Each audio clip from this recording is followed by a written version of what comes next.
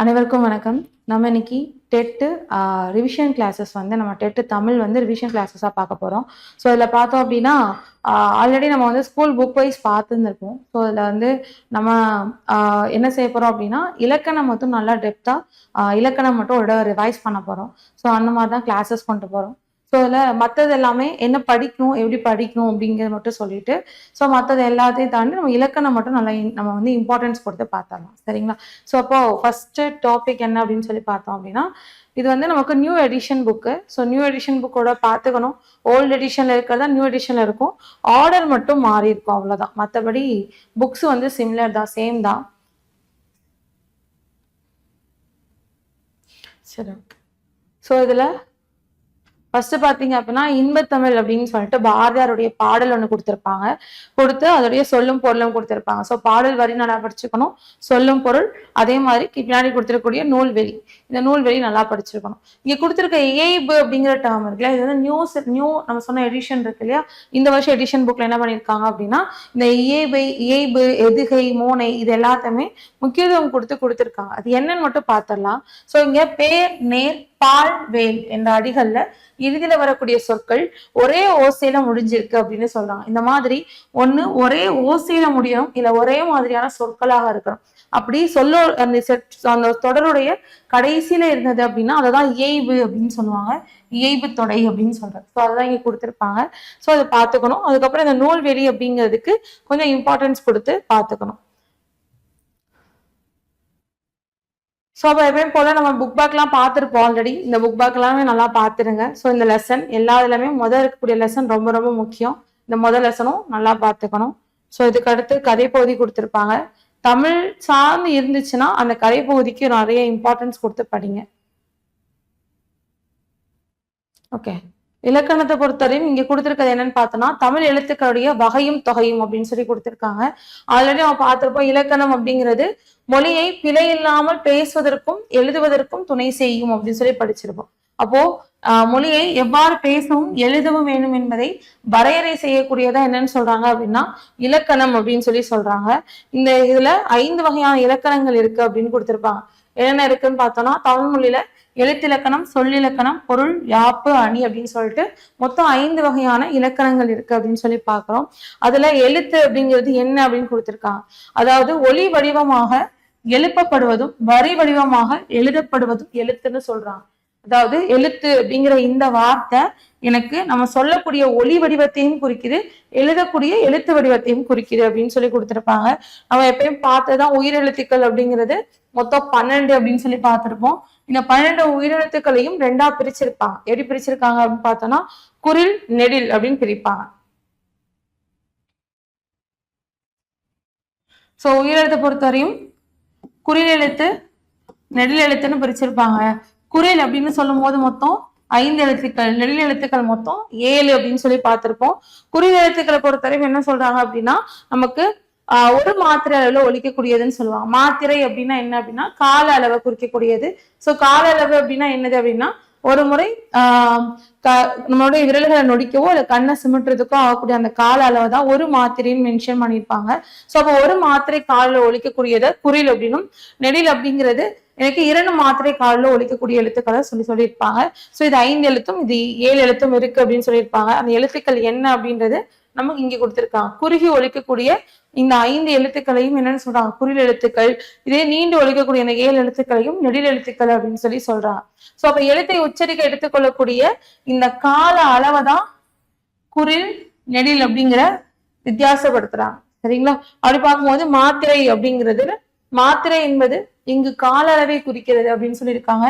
ஒரு மாத்திரை அப்படிங்கிறது ஒரு முறை கண்ணை இமைக்கிறதுக்கோ இல்ல ஒரு முறை கையை நொடிக்கவோ ஆகக்கூடிய கால அளவை தான் மாத்திரை அப்படின்னு சொல்லி சொல்றாங்க.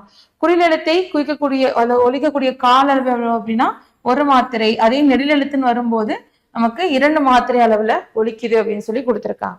ஸோ அடுத்து பார்க்கறது மெய்யெழுத்து. மெய்யெழுத்து அப்படிங்கிறது புள்ளி வச்ச எழுத்துக்கள் அப்படிதானே. ஸோ அப்படி மெய் அப்படின்னா என்ன அர்த்தம்னா உடம்பு அப்படின்னு அர்த்தம்.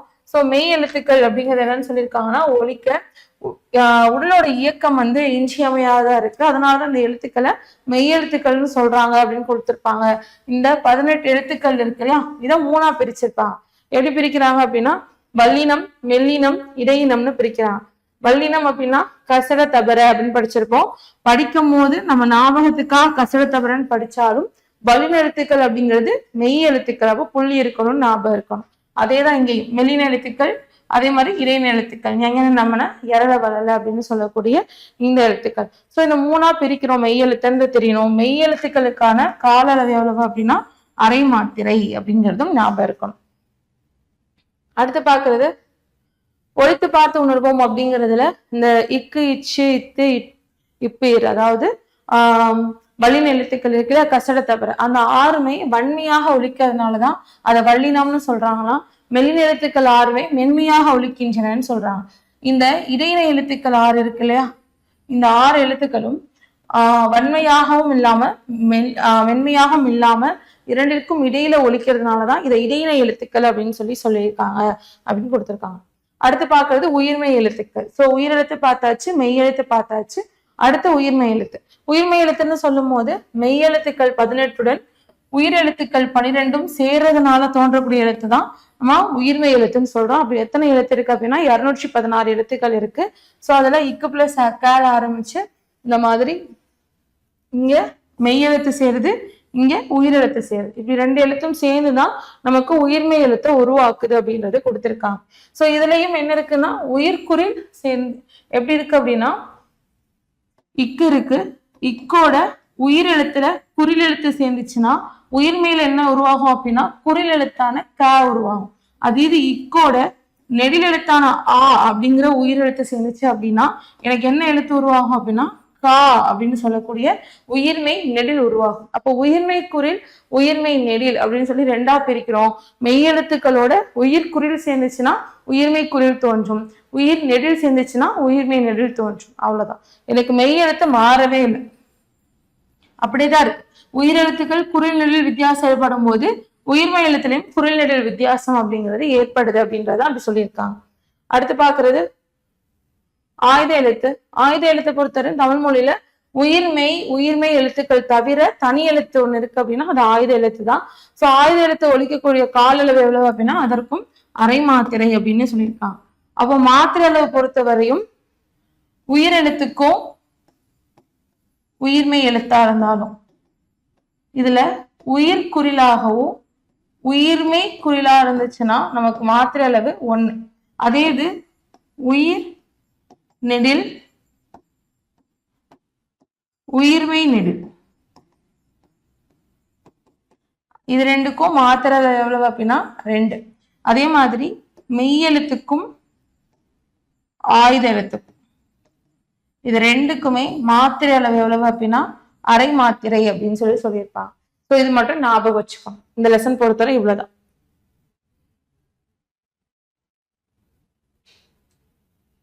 அடுத்த இருக்க புக் பேக் நல்லா பார்த்துக்கணும். புக் பேக்ல கொடுத்துருக்க எக்ஸசைஸ்லாம் அவ்வளோ பார்த்துருங்க. ஸோ அப்புறம் முக்கியமா இந்த மாதிரி கலைச்சொற்கள் கொடுத்துருந்தாங்கன்னா அந்த கலைச்சொற்களும் நல்லா பார்த்துக்கோங்க. ஸோ அடுத்த இயர்கள்லையும் அதுதான். ஸோ இதுல வந்து புதுசா வந்து ஏதிலி குருவிகள் ஒரு டாபிக் இன்க்ளூட் பண்ணியிருப்பாங்க நியூ எடிஷன்ல. அதோட பார்த்துக்கோங்க. 11th 12th புக்ல இருக்கிறது. பட் இது ஈஸியா தான் இருக்கும். அதையும் ஆசிரியர் குறிப்பு மட்டும் நல்லா படிச்சுக்கோங்க. அழகிய பெரியவன் அவனோட இயற்பெயர் அரவிந்தன் சொல்லி கொடுத்துருக்காங்கல்ல, இந்த நூல்வெளி மட்டும் நல்லா படிச்சுக்கோங்க.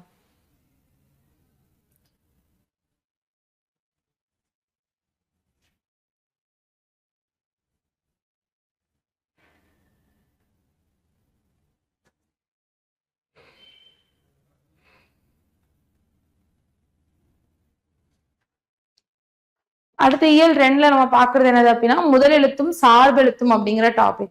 சோ முதலெழுத்து சார்பெழுத்துன்னு ஆல்ரெடி பார்த்துருக்கோம். முதலெழுத்து அப்படிங்கிறது உயிரெழுத்தும் மெய்யெழுத்தும் என்னன்னு சொல்றோம் அப்படின்னா முதலெழுத்துன்னு சொல்றோம். ஏன் அப்படின்னா இந்த எழுத்துக்களை அடிப்படையா வச்சுதான் பிற எழுத்துக்கள் உருவாகும். அதனாலதான் என்னன்னு சொல்றாங்க அப்படின்னா முதல் எழுத்துக்கள் அப்படிங்கிறத உயிரெழுத்தும் மெய்யெழுத்தும் அப்படின்னு சொல்றாங்க. சார்பெழுத்துக்கள் வரும்போது 10 வகைப்படும்னு பார்த்திருப்போம். உயிர்மெய், ஆயுதம், உயிரளபடை, ஒற்றளபடை, குச்சியலுகரம், குச்சியலுகரம், ஐகார குறுக்கம், ஔகார குறுக்கம், மகர குறுக்கம், ஆயுத குறுக்கம்னு மொத்தம் ஒரு 10 வகையான சார்பெழுத்துக்கள் பார்த்திருப்போம். சோ இந்த சார்பெழுத்துக்கள் அப்படிங்கிறது என்ன அப்படின்னு பாக்குறோம். முதல் எழுத்துக்கள் அப்படிங்கிறது என்னன்றதான் பாக்குறோம். சோ அதே கண்டென்ட் தான் கொடுத்துருப்பாங்க. ஜஸ்ட் என்ன இருக்குன்னு ரீட் பண்ணிடலாம்.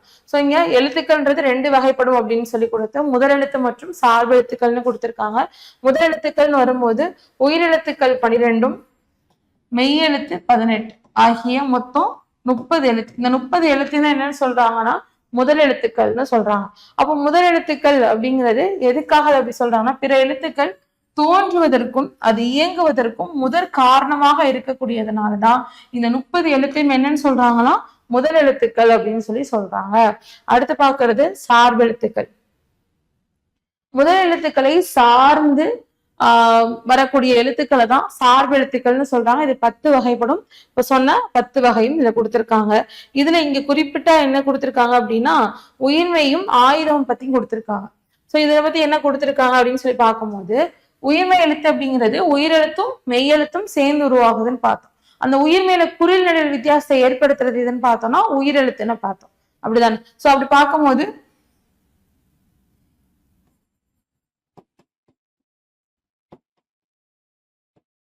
இக்கு கூட ஆங்கிற குறில் எழுத்து சேர்ந்துச்சுன்னா க அப்படின்னு சொல்லக்கூடிய உயிர்மை குறில் உருவாகுது. அதே இது இக்கு கூட ஆ அப்படின்னு சொல்ற நெடில் எழுத்து சேர்ந்துச்சு அப்படின்னா எனக்கு உயிர்மை நெடில் எழுத்தான கா அப்படிங்கிறது உருவாகுது. அப்ப குறில் நெடில் வேறுபாடு அப்படிங்கிறது எதை பொறுத்த மாறுது அப்படின்னா உயிரெழுத்தை பொறுத்த மாறுது. அப்ப இங்க என்ன சொல்ல வராங்க அப்படின்னா எனக்கு உயிர்மை எழுத்துடைய வரி வடிவம். வரி வடிவம்னா எது? இந்த எழுத்துடைய வடிவம். இந்த எழுத்து வடிவம் எது மாதிரி இருக்கு? இந்த மெய் மாதிரியே தானே இங்க உயிர்மை எழுத்துடைய வடிவம் இருக்கு. அதுதான் வரி வடிவம் சொல்றோம். எழுதக்கூடிய வடிவம் எப்படி இருக்கு அப்படின்னா மெய்யெழுத்து மாதிரி இருக்கு. அப்ப உயிர்மையுடைய வரி வடிவம் அப்படிங்கிறது எது மாதிரி இருக்கும் அப்படின்னா நமக்கு மெய்யெழுத்து மாதிரி இருக்கும். உயிர்மையுடைய வரி வடிவம் என்பது மெய்யெழுத்து மாதிரி இருக்கும். அதே இது உயிர்மையுடைய ஒளி வடிவம். ஒளி வடிவம் அப்படின்னா எப்படி சொல்றோம்? இக்கும் ஆவும் சேர்ந்தா க அப்படின்னு 2 எழுத்தையும் சேர்த்து சொல்றோம். அப்ப எனக்கு இதோடைய ஒளி வடிவம் என்பது உயிரும் மெய்யும் சேர்ந்ததா இருக்கும். அதே அதோடைய ஒலிக்கக்கூடிய கால அளவு உயிர்மையுடைய ஒளி அளவு அப்படின்னு சொல்றது.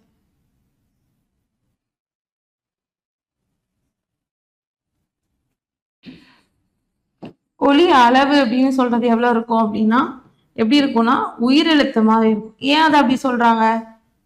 ஏன் அப்படின்னா எனக்கு உயிரெழுத்துல ஆ சேர்ந்துச்சு அப்படின்னா ஒலிக்கக்கூடிய கால அளவு 1 மாத்திரை, ஆ சேர்ந்துச்சுன்னா ஒலிக்கக்கூடிய கால அளவு 2 மாத்திரை ஆயிடுது. அப்ப அந்த ஒலியுடைய அளவு ஒலிக்கக்கூடிய அந்த கால அளவை டிசைட் பண்ணது எது அப்படின்னா உயிரெழுத்து தான் டிசைட் பண்ணுது அப்படின்னு சொல்றோம். சோ அதுதான் இங்க கொடுத்திருப்பாங்க என்ன அப்படின்னு சொல்லி பார்க்க. சோ உயிர்மை எழுத்துடைய ஒளி வடிவம் என்பது மெய்யும் உயிரும் சேர்ந்துதான் இருக்கு ஒளி வடிவம் என்பது. அதே இது வரி வடிவம்னு வரும்போது மெய்யெழுத்த ஒத்து காணப்படுதுன்னு கொடுத்திருக்காங்க.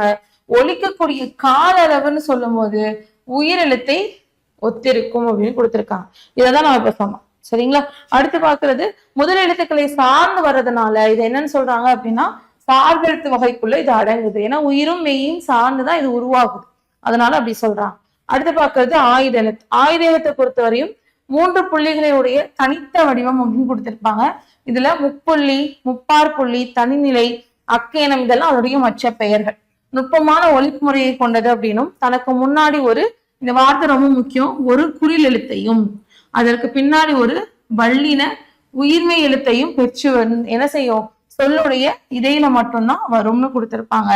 ஆயுத எழுத்துக்கள் என்ன செய்யாது அப்படின்னா தனித்து இயங்காது. ஆயுத எழுத்து தனித்து இயங்காது.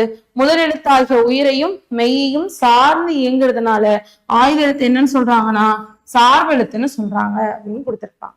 சரிங்களா? அப்போ இதுல என்ன தெரிஞ்சுக்கணும் அப்படின்னா நமக்கு எக்ஸாம்பிளுக்கு வார்த்தைகள் தெரிஞ்சுக்கணும். என்ன அப்படின்னா அஃது அப்படின்னு ஒரு சொல் இருக்குன்னா இது இருக்கு. ஆயுத எழுத்துக்கு முன்னாடி ஒரு குறில் எழுத்து இருக்கு. அப்படின்னு சொல்ற குறில் எழுத்து இருக்கு. அதே ஆயுதத்துக்கு பின்னாடி வல்லின உயிர்மை எழுத்து. வல்லின எழுத்து எது? கசட தபர அப்படின்னு சொல்லுவோமா, அதுதானே வல்லின எழுத்து. அத தாவரிசை இருக்கிற எழுத்து தான் என்னது? தூ அப்படிங்கிறது. அதே மாதிரிதான் கற்று இதுன்னு சொன்னா ஆயுத எழுத்துக்கு முன்னாடி க அப்படிங்கிறது ஒரு குறில் எழுத்து. கசட தபர சொல்றோமா, அந்த ராவுடைய வரிசையில தான் ரீ வரும். அப்ப வல்லின உயிர்மை எழுத்து பின்னாடி இருக்கு அப்படின்னு சொல்லி கொடுத்துருக்காங்க. ஸோ இது ஞாபகம் வச்சுக்கோங்க. இந்த 2 எக்ஸாம்பிள் எல்லாம் ஞாபகம் வச்சிட்டீங்கன்னா மற்றதெல்லாம் ஈஸியா எழுதிடலாம்.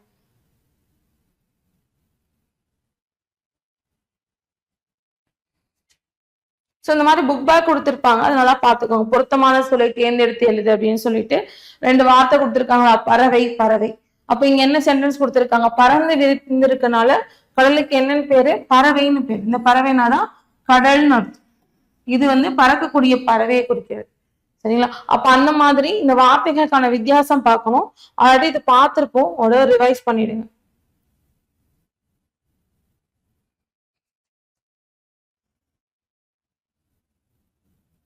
ஓகே, லாஸ்டா திருக்குறள் உங்களை படிக்க சொல்லியிருந்திருப்போம். ஒரு தடவை பாத்திரலாம். அகர முதல் எழுத்தெல்லாம் ஆதி பகவன் முதற்றே உலகு அப்படின்னு கொடுத்திருக்காங்க. அப்ப என்ன அர்த்தம்னா, அகரம்னா எழுத்துக்கள் எல்லாத்துக்கும் தொடக்கம். அகர முதல எழுத்தெல்லாம் ஆதி பகவன் சொல்லியிருக்காங்க. அப்ப அகரம் எழுத்துக்களுக்கு எப்படி தொடக்கமா இருக்கோ அதே மாதிரி ஆதி பகவனே உலகுக்கு தொடக்கமானவன் அப்படின்னு சொல்லியிருக்காங்க. இங்க குறிப்பிட்டு ஒரு தெய்வத்தை சொல்லல, பொதுவா சொல்லியிருக்காங்க. அடுத்து வான் சிறப்பு. விண்ணின்று பொய்ப்பின் விரிநீர் வியனுலகத்து ஒள்ளின்று உடற்றும் பசி அப்படின்னு சொல்லியிருக்காங்க. இதுல விண்ணின்று பொய்ப்பின் விரிநீர் வியனுலகத்து அப்படின்னு சொல்றாங்க. அப்போ மழை உரிய காலத்துல பெய்யாது போச்சு அப்படின்னா உலக உயிர்கள் எல்லாத்தையும் என்ன செய்யும் அப்படின்னா பசி துன்புறுத்தும், உள்நின்று உடற்றும் பசி அப்படின்னு சொல்றாங்க. அப்போ வானத்திலிருந்து பொழியக்கூடிய அந்த மழை அப்படிங்கிறது அது மழை பெய்யாம போச்சு அப்படின்னா அது என்ன செய்யும், உலக உயிர்கள் எல்லாத்தையும் வருத்தும் அப்படின்னு சொல்லியிருக்காங்க. எது அப்படின்னா பசி வருத்தும் அப்படின்னு சொல்லியிருக்காங்க. அடுத்து 3ஆவதா பாக்குறது கெடுப்பதும் கெட்டாருக்கு சார்வாய் மற்றாங்கே எடுப்பதும் எல்லா மழை அப்படின்னு சொல்றாங்க. உரிய காலத்துல பெய்யாம கெடுக்கிறதும் மழைதான், உரிய காலத்தில் பெய்து காட்பதும் மழைதான் அப்படின்னு சொல்லக்கூடியதான். அப்ப கெடுப்பதும் கெட்டாருக்கு சார்வாய் மற்ற ஆங்கே எடுப்பதும் எல்லா மழை அப்படின்னு சொல்லக்கூடிய குறள். அடுத்து நீத்தா பெருமை. செயற்கரிய செய்வார் பெரியர் சிறியர் செயற்கரிய செய்கலாதார். பிரிச்சு படிக்கும் போது இப்படி படிக்கணும். செயற்கரிய செய்வார் பெரியர். அப்ப செய்ய முடியாத செயல்களை முடித்து காட்டக்கூடியவங்க என்னன்னு சொல்றாங்க, பெரியோர்னு சொல்றாங்க. சிறியர் செயற்கரிய செய்கலாதார். சிறியரால் என்ன செய்ய முடியாது, அரியதான விஷயங்களை முடியாது அப்படின்னு இருக்கக்கூடிய விஷயங்களை செய்ய முடியாது யாராருன்னா சிறியவர்களால அப்படின்னு சொல்றாங்க. சோ முடியாது என்பவர் சிறியோர் அப்படின்னு சொல்றது. அடுத்து மட்கட்பேர். தம்மின் தம்மக்கள் அறிவுடைமை மாநிலத்து மண்ணுயிருக்கெல்லாம் இனிது அப்படின்னு சொல்லி கொடுத்திருக்காங்க. அப்ப தன்னை விட தன் பிள்ளைகள் அறிவுடையோர்கள் அப்படின்னா அதனால் மகிழ்ச்சி அடையக்கூடியவங்க யார் அப்படின்னா பெற்றோர்கள், மக்கள் அப்படின்றத சொல்லியிருக்காங்க. அடுத்து ஈன்ற பொழுதின் பெரிதுவக்கும் தன் மகனை சான்றோன் என கேட்ட தாய் அப்படின்னு சொல்லி கொடுத்திருக்காங்க. சோ அப்போ தன்னோட பிள்ளையோட புகழ், அதாவது தன்னோட பிள்ளை சான்றோன் அப்படின்னு சொல்லி கேட்கக்கூடிய தாய் அவனை பெற்றெடுக்கும் போது என்ன மகிழ்ச்சி அடைஞ்சாங்களோ அதை விட அதிகமான மகிழ்ச்சி அடைவாங்க அப்படின்னு சொல்றதான். தன் பிள்ளையின் புகழை கேட்ட தாய் பெற்றெடுத்த போல அடைந்த மகிழ்ச்சியை விட பெருமகிழ்ச்சி அடைவாள் அப்படின்னு சொல்லக்கூடியதான் இந்த குறள். அடுத்து பார்க்கறது அன்புடைமை. அன்புடைமையில அன்பிலார் எல்லாம் தமக்குரியர். இதோட நிப்பாட்டணும். அன்பிலார் எல்லாம் தமக்குரிய அன்புடையார் என்பும் உரியர் பிறருக்கு அப்படின்னு சொல்றாங்க. அப்ப அன்பில்லாதவர்கள் எல்லா பொருளும் தன்னுடையதுன்னு நினைப்பாங்க. ஆனா அன்பு உடையவர்கள் என்ன செய்வாங்கன்னா என்னோட உயிரும் பிறருக்குரியதாக கருதுவாங்க அப்படின்னு சொல்லி கொடுத்திருக்காங்க. அடுத்து அன்பின் வலியது உயர்நிலை அது எல்லாருக்கு என்பத்தோல் போர்த்து உடம்பு அப்படின்னு சொல்றாங்க. அப்ப அன்பு இருக்கக்கூடிய அந்த வழக்கதான் இருக்கக்கூடிய நிலையதான் என்னன்னு சொல்றாங்களாம் உயிர் இருக்கிற நிலையாக கருதுறாங்க. அன்பு இல்லாம இருக்கக்கூடிய அந்த உடல் என்பது எதற்கு சமமானதுன்னா வெறும் எலும்பும் தோலும் போர்த்திருப்பதற்கு சமமானது அப்படின்னு சொல்றாங்க. அன்பு இருப்பதுதான் உயிருள்ள உடல், இல்லாதது வெறும் எலும்பும் தோலும் தான் அப்படின்னு சொல்லி கொடுத்திருக்காங்க. அடுத்து இனியவை கூறல் அதிகாரம். பணிவுடையன் இன்சுலநாதர் ஒருவருக்கு அணியல்ல மற்ற பிற. எது அணியாமா ஒருத்தவங்களுக்கு பணிவுடையவரா இருத்தலும் அதே மாதிரி இன்சொற்களை இனிய சொற்களை பேசக்கூடியது. பணிவும் இன்சொல்லுமே ஒருத்தருக்கு மிகச்சிறந்த அணிகலன், மற்றவை எல்லாமே என்ன ஆகாதா அணிகலன்களாக ஆகாது அப்படின்னு சொல்லி கொடுத்திருக்காங்க.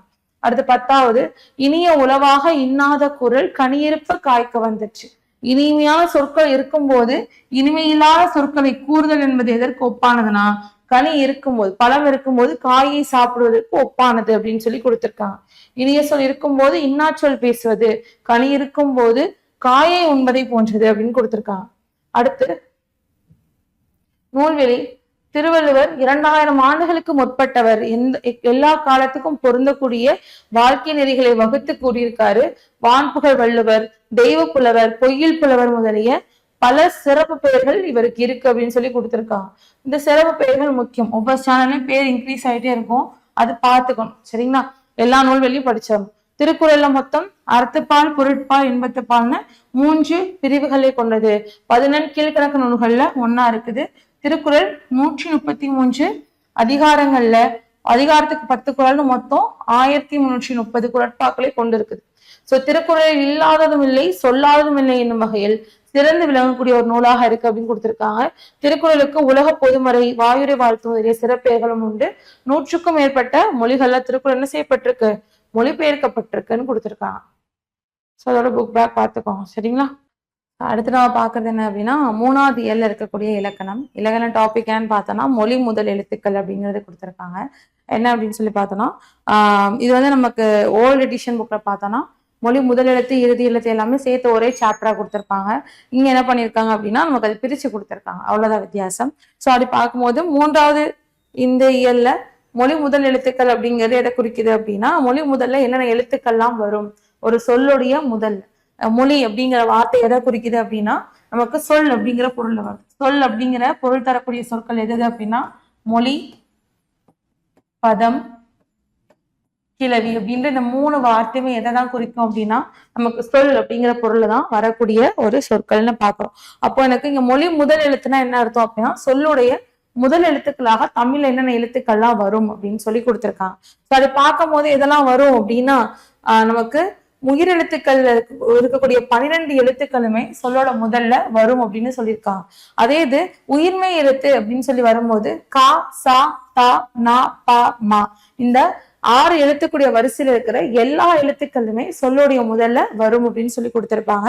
வேற என்ன அப்படின்னா ஞாயா, யாவா அப்படிங்கிற இந்த உயிர்மை எழுத்துல சில எழுத்துக்கள் மட்டும் சொல்லுடைய முதல்ல வரும் அப்படின்னு சொல்லி கொடுத்திருப்பாங்க. வேற என்னன்னா இந்த ஞா வரிசையில இந்த ஞா மட்டும்தான் சொல்லோட முதல்ல வருது.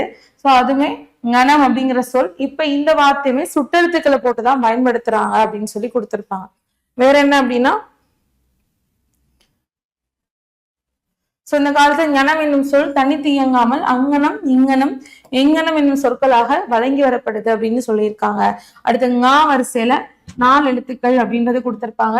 அதுக்கப்புறமா யா வரிசையில பார்த்தோம் அப்படின்னா மொத்தம் யா, யா, யூ, யூ, யோ, யோ அப்படின்னு சொல்லக்கூடிய 6 எழுத்துக்கள் வந்து சொல்லுடைய முதல்ல வரும் அப்படின்னு சொல்லியிருப்பாங்க. வா வரிசையில மொத்தம் 8 எழுத்துக்கள் சொல்லியிருப்பாங்க. இந்த 8 எழுத்துமே சொல்லுடைய முதல்ல வரும் அப்படின்னு சொல்லியிருப்பாங்க. அப்போ சொல்லோட முதல்ல வரக்கூடிய எழுத்துக்கள் எது அப்படின்னா உயிரெழுத்துல 12மே வரும். நமக்கு தமிழ்ல எந்த ஒரு சொல்லுமே புள்ளி வச்ச எழுத்துல ஸ்டார்ட் ஆகாது. அதாவது மெய் எழுத்து சொல்லோட முதல்ல வராது, ஆயுத எழுத்தும் சொல்லோட முதல்ல வராது. அப்போ உயிர்மை எழுத்து அப்படின்னு சொல்லி வரும்போது உயிர்மை எழுத்துக்களையும் சில எழுத்துக்கள் மட்டும்தான் வருது அப்படின்னு சொல்லி பாக்குறோம்.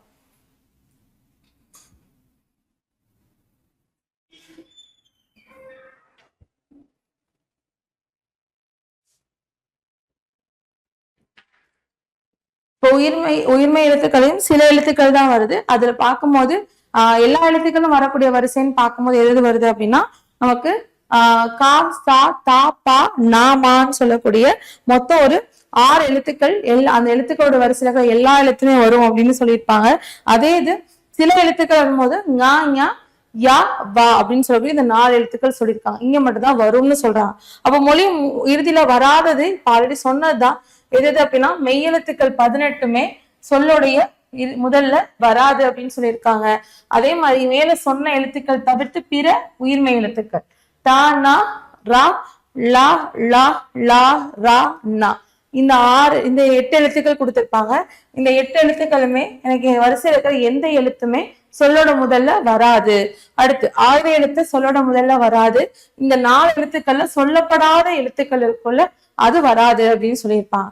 சோ அப்படிதான். சோ அப்போ பிறமொழி எழுத்துக்கள் எது அப்படின்னா நமக்கு டால ஒரு சொல்ல ஆரம்பிக்காதுன்னு சொல்லியிருக்கோமா, அதே மாதிரி ரா அதுலயும் சொல்ல ஆரம்பிக்காது, லால ஆரம்பிக்காது, ஆயுத எழுத்துல ஆரம்பிக்காது, தாவரிசையில எந்த எழுத்துமே வராதுன்னு சொன்னோம். அப்படி பார்த்தோம்னா இதெல்லாம் நமக்கு தமிழ் வார்த்தைகள் கிடையாது, பிறமொழி சொற்கள்னு கண்டுபிடிச்சிடலாம்னு சொல்லியிருக்காங்க. சோ அந்த மாதிரி கொடுத்திருப்பாங்க.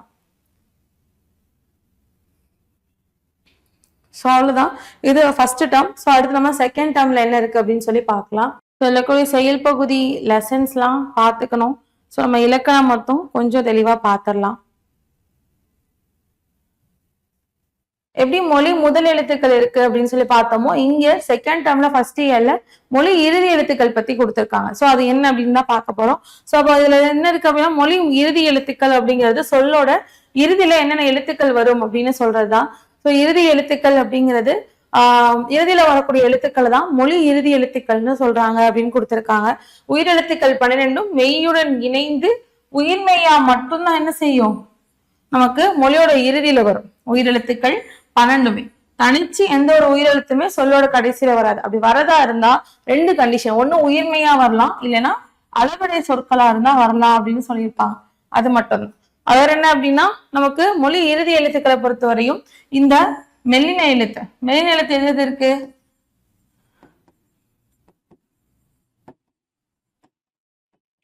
ஏன் நமன அப்படின்னு சொல்லக்கூடிய இந்த 6 எழுத்து. இந்த 6 எழுத்துல இங்கு மட்டும் வராது, மிச்சம் இருக்க 5 எழுத்து இடைநிலை எழுத்துல எரள வளல அப்படின்னு சொல்றது. இந்த 6 எழுத்து மொத்தம் 11 எழுத்து. இந்த 11 எழுத்துக்களுமே என்ன செய்யும் அப்படின்னா சொல்லோட இறுதியில வரும் அப்படின்னு சொல்லி கொடுத்திருப்பாங்க. அதுதான் இங்க கொடுத்திருக்காங்க. சோ இது என்னது நான் வச்சுக்கும் போது மெல்லினத்துல 5 எழுத்தும் இடையினத்துல 6 எழுத்தும் அப்படின்னு ஞாபகம் வச்சுக்கோங்க. வேற என்ன சொல்லியிருக்காங்க அப்படின்னா, மொழி இறுதி எழுத்துக்கள் அப்படின்னு சொல்லுவோம். சொல்லோட இறுதியில உயிரெழுத்துக்கள் தனித்து வராது. அது என்ன செய்யும் அப்படின்னா, எனக்கு உயிரெழுத்துக்கள் மெய்யெழுத்துடன் இணைந்து உயிர்மெய்யாக மட்டும்தான் சொல்லோட இறுதியில வரும். வேற எப்படி வரலாம் அப்படின்னா, அளபடை எழுத்துக்களாக இடம்பெறும் போது உயிரெழுத்துக்கள் சொல்லோட இறுதியில வரலாம். அளபடை அப்படின்னா ஆல்ரெடி பார்த்திருப்போம், நீட்டி ஒழித்தல்னு. இப்போ படாம் அப்படின்னு சொல்றது, இந்த படா அப்படின்னு சொல்றோம் அப்படின்னா பா டா அதோட குறியெழுத்து அப்படிங்கறது பயன்படுத்தியிருக்காங்க. அப்ப என்ன இருக்கு அப்படின்னா உயிரெழுத்து கடைசியா இருக்கு. இது என்ன வார்த்தை அப்படின்னு பார்த்தோம்னா அளபடை சொல், அதனால அங்க உயிரெழுத்து கடைசியில வருது அப்படின்னு சொல்றாங்க. சோ இந்த மாதிரி வரலாம். ஆயுத எழுத்து எப்பவுமே சொல்லோட இறுதியில வராது. ஆயுத எழுத்து எங்க மட்டும் தான் வரும் அப்படின்னா சொல்லுடைய நமக்கு இடையில மட்டும்தான் வரும் அப்படின்னு சொல்லி படிச்சிருப்போம். சோ அதை ஞாபகம் வச்சுக்கோம். வேற என்ன சொல்லியிருக்காங்க அப்படின்னா, சோ இதுல இக்கு இங்கு இந்த இங்க இருக்கக்கூடிய 7 எழுத்துக்கள், இந்த 7 மெய் எழுத்துக்களுமே சொல்லுடைய இறுதியில வர்றது கிடையாது, வருவதில்லை. அதே மாதிரி உயிர்மெய் எழுத்துக்களும் ஞா வரிசையில எந்த எழுத்துமே சொல்லோட இறுதியில வராது அப்படின்னு சொல்லியிருப்பாங்க. வேற என்னது அப்படின்னா, நமக்கு எகர வரிசையில கேல இருந்து நே வரை இருக்கக்கூடிய உயிர்மெய் எழுத்தும் மொழியோட இறுதியில வராது அப்படின்னு சொல்லியிருப்பாங்க. ஒகர வரிசை அப்படின்னா கோ ngோ அப்படின்னு சொல்றது. இந்த ஒகர வரிசையில நோ தவிர பிற உயிர்மை எழுத்துக்கள் மொழியோட இறுதியில வரது கிடையாது. அதுல நோ என்னும் எழுத்து ஓரெழுத்து ஒரு மொழியாக துன்பம் அப்படிங்கிற பொருள்ல அதை பயன்படுத்துறாங்க அப்படின்னு சொல்லி கொடுத்திருக்காங்க. வேற என்ன அப்படின்னா, சொல்லுடைய இடையில வரக்கூடிய எழுத்துக்கள், அதுல இடையில எதெல்லாம் வரும் அப்படின்னா மெய்யெழுத்துக்கள் 18மே சொல்லோட இடையில வரும். உயிர்மை எழுத்துக்கள்ல அதுவும் சொல்லோட இடையில வரும். ஆயுத எழுத்து சொல்லோட இடையில மட்டும்தான், முதலையும் வராது இறுதியிலையும் வராது. ஆயுத எழுத்து சொல்லின் இடையில் மட்டுமே வரும். அது வரும்போது அதற்கு முன்னாடி குறில் எழுத்தும் அதற்கு பின்னாடி வல்லின உயிர்மை எழுத்தும் இருக்கும்னு பார்த்திருப்போம். அதை ஞாபகம் வச்சுக்கணும். அளவிடையில் மட்டுமே உயிரெழுத்துக்கள் சொல்லின் இடையில் வரும் அப்படின்னு சொல்லியிருக்காங்க. அது ஞாபகம் வச்சுக்கணும். சரிங்களா? சோ அப்படி பார்க்கும்போது இது மட்டும்தான். இங்க அளவிடையில சொல்லோட இடையிலையும் வரலாம். என்ன மாதிரி அப்படின்னா உரா அர் அப்படின்னு சொல்றது.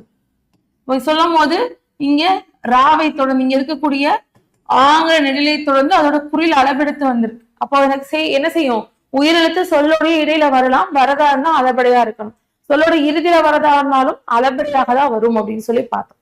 சோ இந்த 2 கண்டிஷன் ஞாபகம் வச்சுக்கணும்.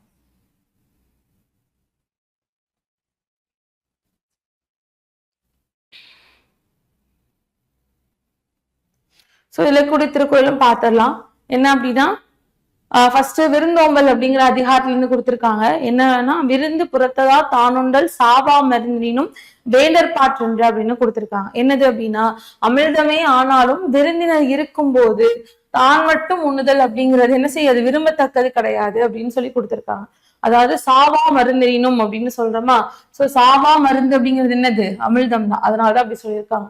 அமிர்தமாவே இருந்தாலும் அது சாவை தரக்கூடியது, சாவு அப்படிங்கிற ஒரு விஷயத்த நீக்கக்கூடியதா ஒரு மருந்தாவே இருந்தாலும் அது விருதுல இருக்கும் போது நம்ம மட்டும் சாப்பிடுறது அப்படிங்கிறது விரும்பத்தக்க பண்பு கிடையாது அப்படின்னு சொல்லி கொடுத்திருக்காங்க. அடுத்து மோப்பக்குலையும் அனிச்சம் முகந்திருந்து நோக்கக்குலையும் விருந்து. அப்போ மணிச்ச மலர் என்பது நம்ம மோந்து பார்த்தாலும் என்ன செஞ்சிடும், வாடிடும். அதே மாதிரிதான் விருந்தினுடைய முகம் நம்முடைய முகம் மாறுச்சுன்னா அவங்க முகமும் வாடிடும் அப்படின்னு சொல்லி கொடுத்திருக்காங்க. அடுத்து கல்லாமை அப்படிங்கிறது, இங்க இருக்கக்கூடிய கல்லாமை அப்படிங்கிறது என்ன அப்படின்னு பார்த்தோம்னா திருடுதல் அப்படிங்கிற பொருள். சோ அப்படிங்க இருக்கிறது உள்ளத்தால் உள்ளலும் தீதே பிறன் பொருளை கள்ளத்தால் கல்வே மினல் அப்படின்னு கொடுத்திருக்காங்க. அப்ப அடுத்தவர் பொருளை களவாடலாம் அப்படிங்கிறத உள்ளத்தால நினைச்சா கூட அது தீமையானது அப்படின்னு சொல்றாங்க. அதுதான் இங்க கொடுத்திருக்காது. உள்ளத்தால் உள்ளலும், உள்ளத்தால் நினைக்கிறதும் தீதுதான். எது அப்படின்னா பிறன் பொருளை கள்ளத்தால் கல்வே மினல். திருடணும்னு அவசியம் இல்லை, திருடணும்னு நினைச்சிட்டாலே அது தப்புதான் அப்படின்னு சொல்லி கொடுத்திருக்காங்க. அடுத்து களவினால் ஆகிய ஆக்கம் அளவறிந்து ஆவது போல கிடும். அதாவது களவு மூலமா சேர்க்கப்படக்கூடிய செல்வம் வளர்வது மாதிரி தெரியும், ஆனா முடிவில் என்ன ஆயிடும், அழிஞ்சு போயிடும் அப்படின்னு சொல்லி கொடுத்திருக்காங்க. அடுத்து ஐந்தாவது ஊக்கமுடைமை. உள்ளம் உடைமை, உடைமை பொருளுடைமை நில்லாது நீங்கிவிடும் அப்படின்னு சொல்லியிருக்காங்க. ஊக்கம் என்பது என்னது அப்படின்னா நிலையான செல்வம், மற்றவை எல்லாம் நிலைத்து நில்லாமல் அழிந்து போய்விடும் அப்படின்னு சொல்லி கொடுத்திருக்காங்க. அடுத்து ஆறாவது ஆக்கம் அதிர்வனாய் செல்லும் அசைவிலா ஊக்கம் உடையான் உலை அப்படின்னு சொல்றோம். என்னது அப்படின்னா தளராத ஊக்கம் உடையவனிடம் ஆக்கம் என்ன செய்யும், அதுவே வழி கேட்டு கொண்டு தானே செல்லும் அப்படின்னு சொல்றாங்க. அதுக்கு தனியா அவங்க முயற்சி செய்யணும்னு அவசியம் இல்லை. நமக்கு உருவாக்கணும், ஒரு பொருளை அடையணும் அப்படிங்கிறதுக்கு உங்கள்கிட்ட ஊக்கம் இருந்தாலே போதும், அதுக்கு மற்ற விஷயங்கள் தானா நடந்துரும் அப்படின்னு சொல்றது. அடுத்து ஏழாவது குறள். வெள்ளத்து அணைய மலர் நீட்டம் மாந்தர்த்தம் உள்ளத்து அணையது உயர்வு அப்படின்னு சொல்லியிருக்காங்க. தண்ணீரின் உயரத்துக்கு ஏற்ப என்ன செய்யும், நீர்ல பூக்கள் அப்படிங்கிறது வளரும். அதே மாதிரிதான் மனுஷன்கிட்ட எவ்வளவு அவங்களுடைய ஊக்கம் இருக்கும், அதற்கேற்ற மாதிரி மனிதர்களும் உயர்ந்து நிற்பாங்க அப்படின்னு சொல்லி கொடுத்திருக்காங்க. அடுத்து எட்டாவது உள்ளுவது எல்லாம் உயர்வுழல் மற்றது தள்ளினும் தள்ளாமை நீத்து அப்படின்னு கொடுத்திருக்காங்க. சோ உள்ளுவதெல்லாம் உயர்வுழல்னா எண்ணக்கூடிய விஷயம் எதுவாக இருந்தாலும் என்ன செய்யணும், உயர்வாகவே எண்ண வேண்டும். எண்ணியது அடையலை அப்படின்னாலும் பரவாயில்ல, அந்த எண்ணம் விட்டு என்ன செய்யக்கூடாது, நம்ம கடைசி வரையும் கைவிடக்கூடாது அப்படின்னு சொல்லி கொடுத்திருக்காங்க. அடுத்து பயனில சொல்லாமை அப்படிங்கிற அதிகாரம். அருமையன் ஆயும் அறிவினார் சொல்லார் பெரும்பயன் இல்லாத சொல் அப்படின்னு சொல்றாங்க. அப்போ நமக்கு நன்மை எது அப்படிங்கிறது ஆராயக்கூடிய அறிவு இருக்கக்கூடியவர்கள் என்ன செய்ய மாட்டாங்க, பயன் தராத சொற்களை எல்லாம் பேச மாட்டாங்க அப்படின்னு சொல்லி கொடுத்திருக்காங்க. அடுத்து சொல்லுக சொல்லில் பயனுடைய சொல்ல இருக்க சொல்லில் பயனிலா சொல் அப்படின்னு சொல்லி கொடுத்திருக்காங்க. அப்போ நம்ம சொல்லணும், எந்த சொல்ல மட்டும் தான் சொல்லணுமா, பயன் தரக்கூடிய சொற்களை மட்டும்தான் பேசணும் அப்படின்னு சொல்லியிருக்காங்க. அதை விட பயனில்லாத சொற்களை பேசாமல் அதை என்ன செஞ்சிடணும், விட்டுடணும் மற்ற சொற்களை அப்படின்னு கொடுத்திருக்காங்க. சொல்லக்கூடிய 10 குறள்கள் இது மட்டும்தான்.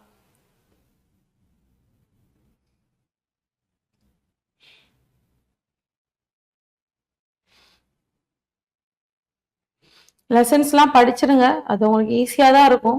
இலக்கணம் மட்டும் தெளிவா பார்த்துடலாம். ஸோ இங்க இருக்கிறது என்னது அப்படின்னா இணை எழுத்துக்கள். இணை எழுத்துக்கள்னா என்ன அப்படின்னா, இணை எழுத்துக்கள் என்பது ஒலிக்கக்கூடிய முயற்சி மற்றும் பிறக்கும் இடம், இது வார்த்தை ரொம்ப முக்கியம். ஆகியவற்றில் ஒற்றுமை இருக்கக்கூடிய எழுத்துக்கள்.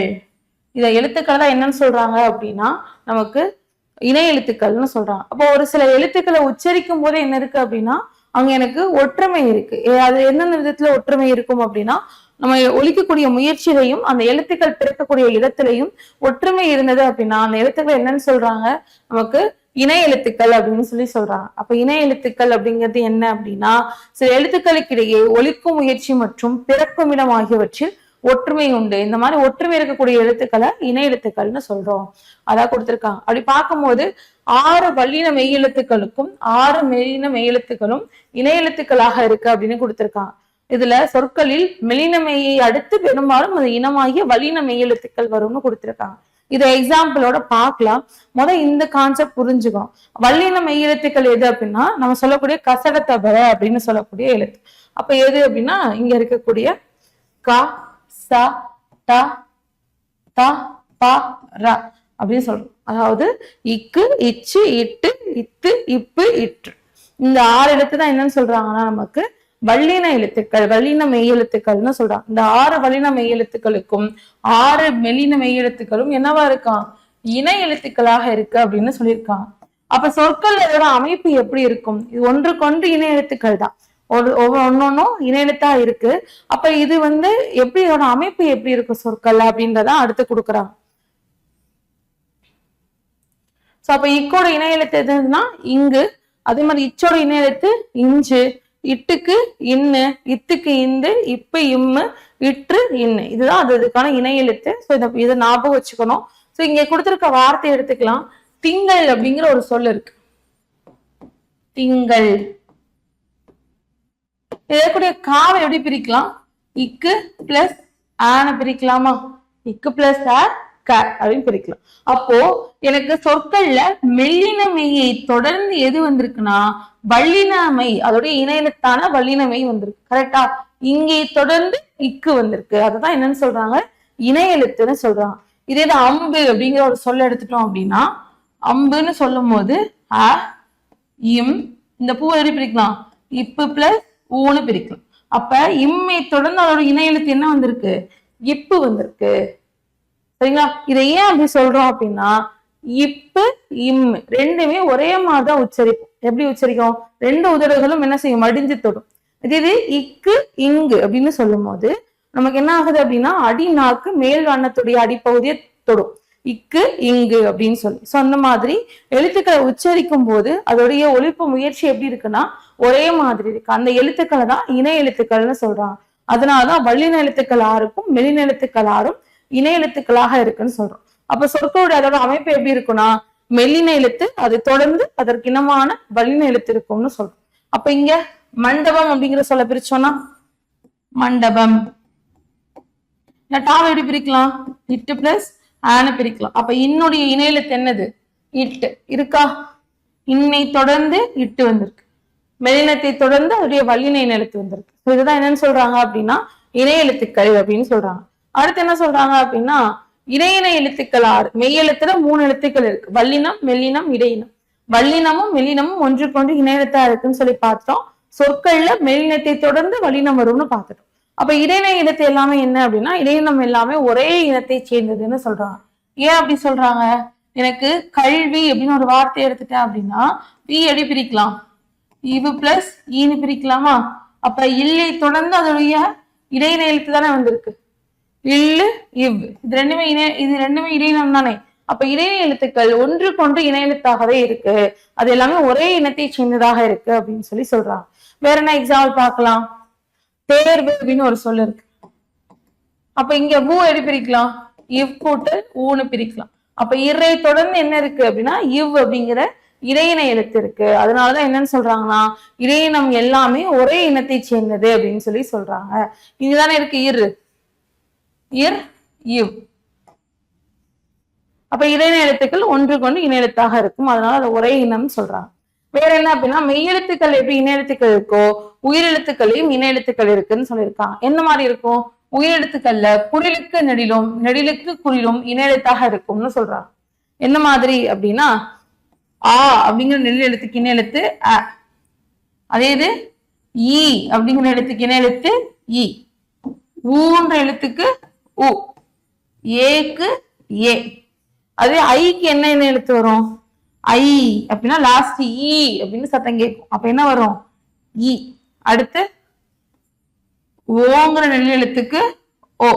அடுத்து அவுன்னு சொன்னா லாஸ்ட் ஊ சவுண்ட் வரும். ஓ அப்படிங்கிறது அதோடைய இணை எழுத்து அப்படின்னு சொல்லி பார்க்கணும். அப்போ இணை எழுத்துக்கள் அப்படின்னு சொல்லும் போது குறிலுக்கு நெடிலும் நெடிலுக்கு குறிலும் இணை எழுத்தாக இருக்கு. ஐ அப்படிங்கிற எழுத்துக்கு ஈ என்பது இணை எழுத்து, அவுக்கு ஊ என்பது இணை எழுத்து அப்படின்னு சொல்லியிருக்காங்க. அப்போ சொல்லில் உயிரெழுத்துக்கள் சேர்ந்து வருவது கிடையாது. எங்க மட்டும்தான் சேர்ந்து வரும்? அளபடை சொல்லா இருந்தா அங்க மட்டும்தான் நெடிலை தொடர்ந்து அதோடைய இனமான குறில் எழுத்து இடம்பெறும். இதுக்கு முன்னாடி எக்ஸாம்பிள் பார்த்தோமா? உரார் அப்படின்னு சொன்னோம். அப்ப இங்க ஏன் இந்த எழுத்து வருதுன்னா ரால் என்ன இருக்கு? இரு பிளஸ் ஆ இருக்கு. அப்ப ஆங்கிற நெல் எழுத்துடைய இணை எழுத்து அ அப்படிதானே சொன்னோம் இங்க. அதனாலதான் அ அப்படிங்கிற எழுத்து வந்திருக்கு. அப்ப அளபடைகள்லதான் என்ன ஏற்படும் அப்படின்னா இந்த மாதிரி இணை எழுத்துக்கள் சேர்ந்து வரும் அப்படின்னு சொல்லியிருக்காங்க. இங்க எக்ஸாம்பிள் கொடுத்திருக்காங்க. இங்க ஓதல் அப்படின்னா ஓ அப்படிங்கிறது நெடில் எழுத்து, அதோடைய இணை எழுத்து என்னது? ஓ. அது பக்கத்திலே வந்திருக்கு. இந்த மாதிரிதான் அதோட அமைப்பு இருக்கும்னு சொல்லி கொடுத்திருக்காங்க. சரிங்களா? அப்போ வேற என்ன இருக்கு அப்படின்னா இணை எழுத்து இல்லாத ஒரே எழுத்து என்னது அப்படின்னா ஆயுத எழுத்து மட்டும்தான். இதுக்கு மட்டும்தான் இணை எழுத்து கிடையாது அப்படின்னு சொல்லியிருக்காங்க. சரிங்களா? அப்ப இணை எழுத்துக்களை பொறுத்தவரையும் ஏன் இணை எழுத்துக்கள் எல்லாமே இணை எழுத்துக்கள்ன்ற டாபிக் எதுக்காக அப்படின்னா அது என்ன குறிக்குது அப்படின்னு சொன்னோம்னா எழுத்துக்களுக்கு இடையில ஒலிக்கக்கூடிய முயற்சியும் பிறக்கக்கூடிய இடமும் ஒரே மாதிரி இருந்துச்சுன்னா அந்த எழுத்துக்களை இணை எழுத்துக்கள்னு சொல்றாங்க. இந்த இணை எழுத்துக்கள் மெய் எழுத்துக்கள்ல 3 எழுத்துக்கள் இருக்குது. நம்ம பார்த்திருப்போம், பிரிவு பார்த்திருப்போம். வல்லினம், மெல்லினம், இடையினம்னு. வல்லின எழுத்துக்கள் 6ம் மெல்லின எழுத்துக்கள் 6க்கும் இணை எழுத்துக்களாக இருக்கும். சோ சொற்களோட அமைப்பு பார்க்கும்போது முதல் மெல்லின எழுத்து வரும், அதை தொடர்ந்து வல்லின எழுத்து வர மாதிரி இருக்கும்னு சொன்னோம். இடையினம் எல்லாமே ஒரே இனத்தை சேர்ந்த சொற்கள்னு பார்த்தோம். அடுத்து வேற என்ன சொல்லியிருந்தாங்க அப்படின்னா நமக்கு உயிரெழுத்துக்கள். உயிரெழுத்துக்கள் இன எழுத்துக்கள் இருக்கானா இருக்கு. நெடிலுக்கு குறிலும் குறிலுக்கு நெடிலும் இன எழுத்தாக இருக்கும். அவ அளபடை சொற்கள்ல மட்டும்தான் காணப்படும்னு சொன்னோம். ஐக்கும் அவுக்கும் இன எழுத்து என்ன வரும் அப்படின்னு சொல்லி பார்த்திருக்கோம். ஐக்கு ஈயும் அவுக்கு ஊ அப்படிங்கிற இன எழுத்தும் வரும் அப்படின்னு சொல்லி பார்த்திருக்கோம். வேற என்னது அப்படின்னா ஆயுத எழுத்துக்கு இன எழுத்து கிடையாது அப்படின்னு சொல்லி பார்த்திருக்கோம். இதெல்லாம் தான் அதுல நம்ம பார்த்திருக்க விஷயம், அதெல்லாம் ஞாபகம் வச்சுக்கணும். அடுத்து வேற என்னது இருக்கு அப்படின்னு சொல்லி பார்த்தோம்னா சோ இதோட செகண்ட் இயல் முடியுது. செகண்ட் டேர்ம்ல சாரி இடையில ஒரு இயல் பார்த்துட்டோம்.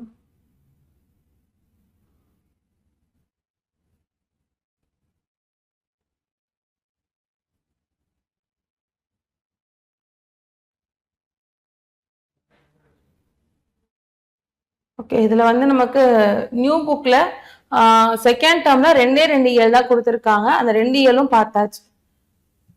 அதாவது நியூ எடிஷன் புக் சொன்னால, இந்த நியூ எடிஷன் புக்கை பொறுத்தவரை பாத்தீங்கன்னா இந்த புக்ல 2 இயல் தான் கொடுத்துருப்பாங்க. முதல் இயல்ல மொழி இறுதி எழுத்துக்கள் பார்த்து முடிச்சாச்சு. அடுத்ததுல இணை எழுத்துக்கள் கொடுத்துருக்காங்க, அதுவும் பார்த்து முடிச்சாச்சு. இது new edition book. Old edition already நம்ம பார்த்துருக்கோம் ஓல்டு 6th. அதனால இன்னைக்கு நம்ம நியூ எடிஷன் புக் பார்க்கறோம். சரிங்களா? அடுத்து பாக்குறது என்னது அப்படின்னா தேர்ட் டேர்ம்.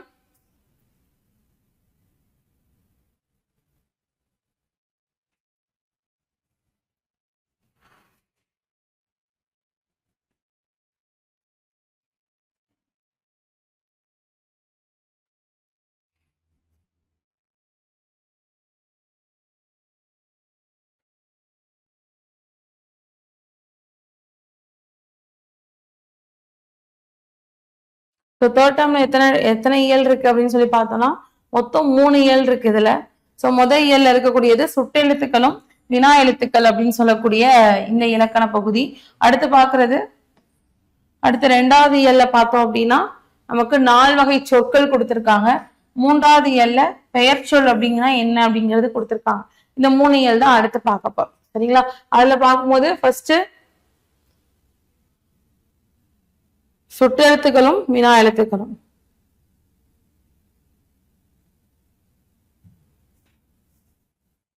சரி, சுட்டெழுத்துக்கள் வினா எழுத்துக்கள். சுட்டெழுத்துக்கள் அப்படிங்கிறது மொத்தம் 3 எழுத்து இருக்குன்னு பார்த்திருப்போம். என்ன எழுத்து? அ, இ, உ. இந்த 3 தான் சுட்டெழுத்துக்களாக பயன்பட்டது. இப்போ எது வழக்குல இல்ல அப்படின்னா உ அப்படிங்கிற இந்த எழுத்து நமக்கு இப்ப பயன்பாட்டுல கிடையாது. இருக்கக்கூடிய எழுத்து அ, இ மட்டும்தான் அப்படிங்கிறது. சோ இங்கதான் இங்க கொடுத்திருப்பாங்க. சுட்டெழுத்துக்கள் அப்படிங்கிறது சுட்டி காட்டுவதற்கு பயன்படுத்தக்கூடிய எழுத்துக்கள். சுட்டி காட்ட வரக்கூடிய எழுத்துக்களுக்கு சுட்டெழுத்துக்கள்னு பேரு. அப்படி பார்க்கும்போது இதுல அ, இ, ஊன்னு சொல்லிட்டு மொத்தம் 3 சுட்டெழுத்துக்கள் இருக்கு. இந்த எழுத்துக்கள்ல இன்னைக்கு ஊ மட்டும் என்ன கிடையாது, இன்னைக்கு சுட்டி காட்ட பயன்படுத்துறது கிடையாது அப்படின்னு சொல்லி கொடுத்திருக்காங்க. அடுத்து இதுல பிரிவுகள் பாக்குறோம். பாக்குறது அகச்சுட்டு. அகச்சுட்டுனா என்ன அப்படின்னா இங்க இருக்கக்கூடிய சுட்டெழுத்துக்களை நீக்கிட்டோம்னா பிற எழுத்துக்கள் நமக்கு என்ன செய்யாதுன்னா பொருள் தராது. அந்த எழுத்துக்கள் என்னன்னு சொல்றாங்கன்னா சுட்டெழுத்துக்கள்னு சொல்றாங்க. எடுத்துக்காட்டுக்கு அது அப்படின்னு சொல்றோம். இதுல இருக்கக்கூடிய சுட்டெழுத்து எது அப்படின்னா அ அப்படிங்கிற சுட்டெழுத்து. அதானே சுட்டெழுத்து. இங்க இருக்கக்கூடிய இந்த சுட்டெழுத்து ஆங்கிறத நான் எடுத்துட்டேன்னா இங்க இருக்கக்கூடிய இந்த எழுத்து எனக்கு எதையுமே சுட்டி காட்டவே இல்லை. அப்போ எனக்கு இது என்னன்னு சொல்றோம் அப்படின்னா அகச்சுட்டுன்னு சொல்றோம். அகச்சுட்டுனா என்ன? அகம் அப்படின்னா உள்ளேன்னு அர்த்தம். அகம் அப்படின்னா என்ன அர்த்தம்? உள்ளே. அப்போ எனக்கு சுட்ட எழுத்துக்கள் அந்த சொல்லுக்குள்ள இருந்தாதான் பொருளை தரும். அந்த சொல்ல சுட்ட எழுத்து நான் நீக்கிட்டேன் அப்படின்னா அங்க இருக்கக்கூடிய பிற எழுத்துக்கள் எனக்கு பொருள் தராது. அப்ப சுட்டெழுத்துக்கள் அப்படிங்கிறதுல அகச்சுட்டு அப்படிங்கிறது சுட்டெழுத்து அகத்தே சொல்லுடைய உள்ளே இருந்து பொருள் தந்துச்சுன்னா அது அகச்சுட்டுன்னு சொல்றாங்க. அந்த அகச்சுட்டுல அந்த சுட்டெழுத்தை நம்ம நீக்கிட்டோம் அப்படின்னா பிற எழுத்துக்கள் பொருள் தராது அப்படின்னு சொல்றது.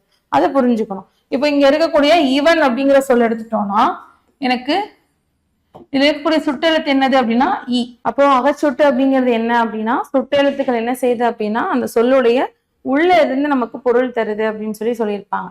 அதுதான் என்னன்னு சொல்றோம் அப்படின்னா அகச்சுட்டு அப்படின்னு சொல்றோம். அந்த எழுத்தை நீக்கிட்டோம்னா பிற எழுத்துக்கள் பொருள் தராது. அப்ப இவன் அப்படிங்கிற சொல்ல ஈன்ற எழுத்தை எடுத்துட்டேன் அப்படின்னா வன் என்ற இந்த சொல் எனக்கு என்ன செய்யறது கிடையாது, எந்த பொருளும் தர்றது கிடையாது அப்படின்னு சொல்லி சொல்றாரு. அடுத்து புறச்சொட்டு. புறச்சொட்டுனா என்ன அப்படின்னா இங்க அவ்வானம்னு ஒரு சொல் கொடுத்திருக்காங்களா, இந்த அவ்வானம் அப்படிங்கிற சொல்ல வந்து அப்படிங்கிற எழுத்தை நான் நீக்கிட்டேன் அப்படின்னா பிற எழுத்துக்கள் எனக்கு பொருள் தருமா அப்படின்னு சொல்லி பாக்குறோம். எனக்கு வானம் அப்படிங்கிற சொல்லுக்கு ஒரு பொருள் உண்டு, அப்படிதான். அப்போ எனக்கு சுட்டு எழுத்துக்கள் அந்த சொல்லுடைய வெளியே இருந்து எனக்கு பொருள் தருது. அதான் என்னன்னு சொல்றாங்கன்னா புறச்சுட்டுன்னு சொல்றாங்க. புறம் அப்படின்னா வெளியே அப்படின்னு அர்த்தம். அப்ப சுட்டெழுத்துக்கள் சொல்லுடைய வெளியே இருந்து பொருள் கொடுத்தது அப்படின்னா அது புறச்சுட்டுன்னு சொல்றாங்க. அப்ப அப்படி அதுக்கு என்ன அர்த்தம் அப்படின்னா அந்த எழுத்துக்களை நீக்கிட்டாலும் சுட்டெழுத்தை நீக்கினாலும் பிற எழுத்துக்கள் எனக்கு பொருள் தரும்னு அர்த்தம். அப்ப அகச்சுட்டு என்பதுல எழுத்தை நீக்கினா பிற எழுத்துக்கள் பொருள் தராது, சுற்றெழுத்துக்கள் உள்ள இருந்து பொருள் தருதுன்னு சொல்றோம். புறச்சுட்டு என்பதுல சொல்ல நீக்கி அந்த எழுத்தை நீக்கிட்டாலும் பிற எழுத்துக்கள் எனக்கு பொருள் தரும். அப்போ எனக்கு இங்க சுற்றெழுத்துக்கள் என்ன செய்யுது, சொல்லுடைய வெளியே இருந்து பொருள் தருது அப்படின்னு சொல்றது. அதை ஞாபகம் வச்சுக்கணும். அடுத்து பாக்குறது அண்மை சுட்டு. அண்மை சுட்டுனா என்ன அப்படின்னா அண்மை அப்படிங்கிறதுக்கு அருகில் அப்படின்னு அர்த்தம், பக்கத்துல அப்படின்னு சொல்றோம்ல அது.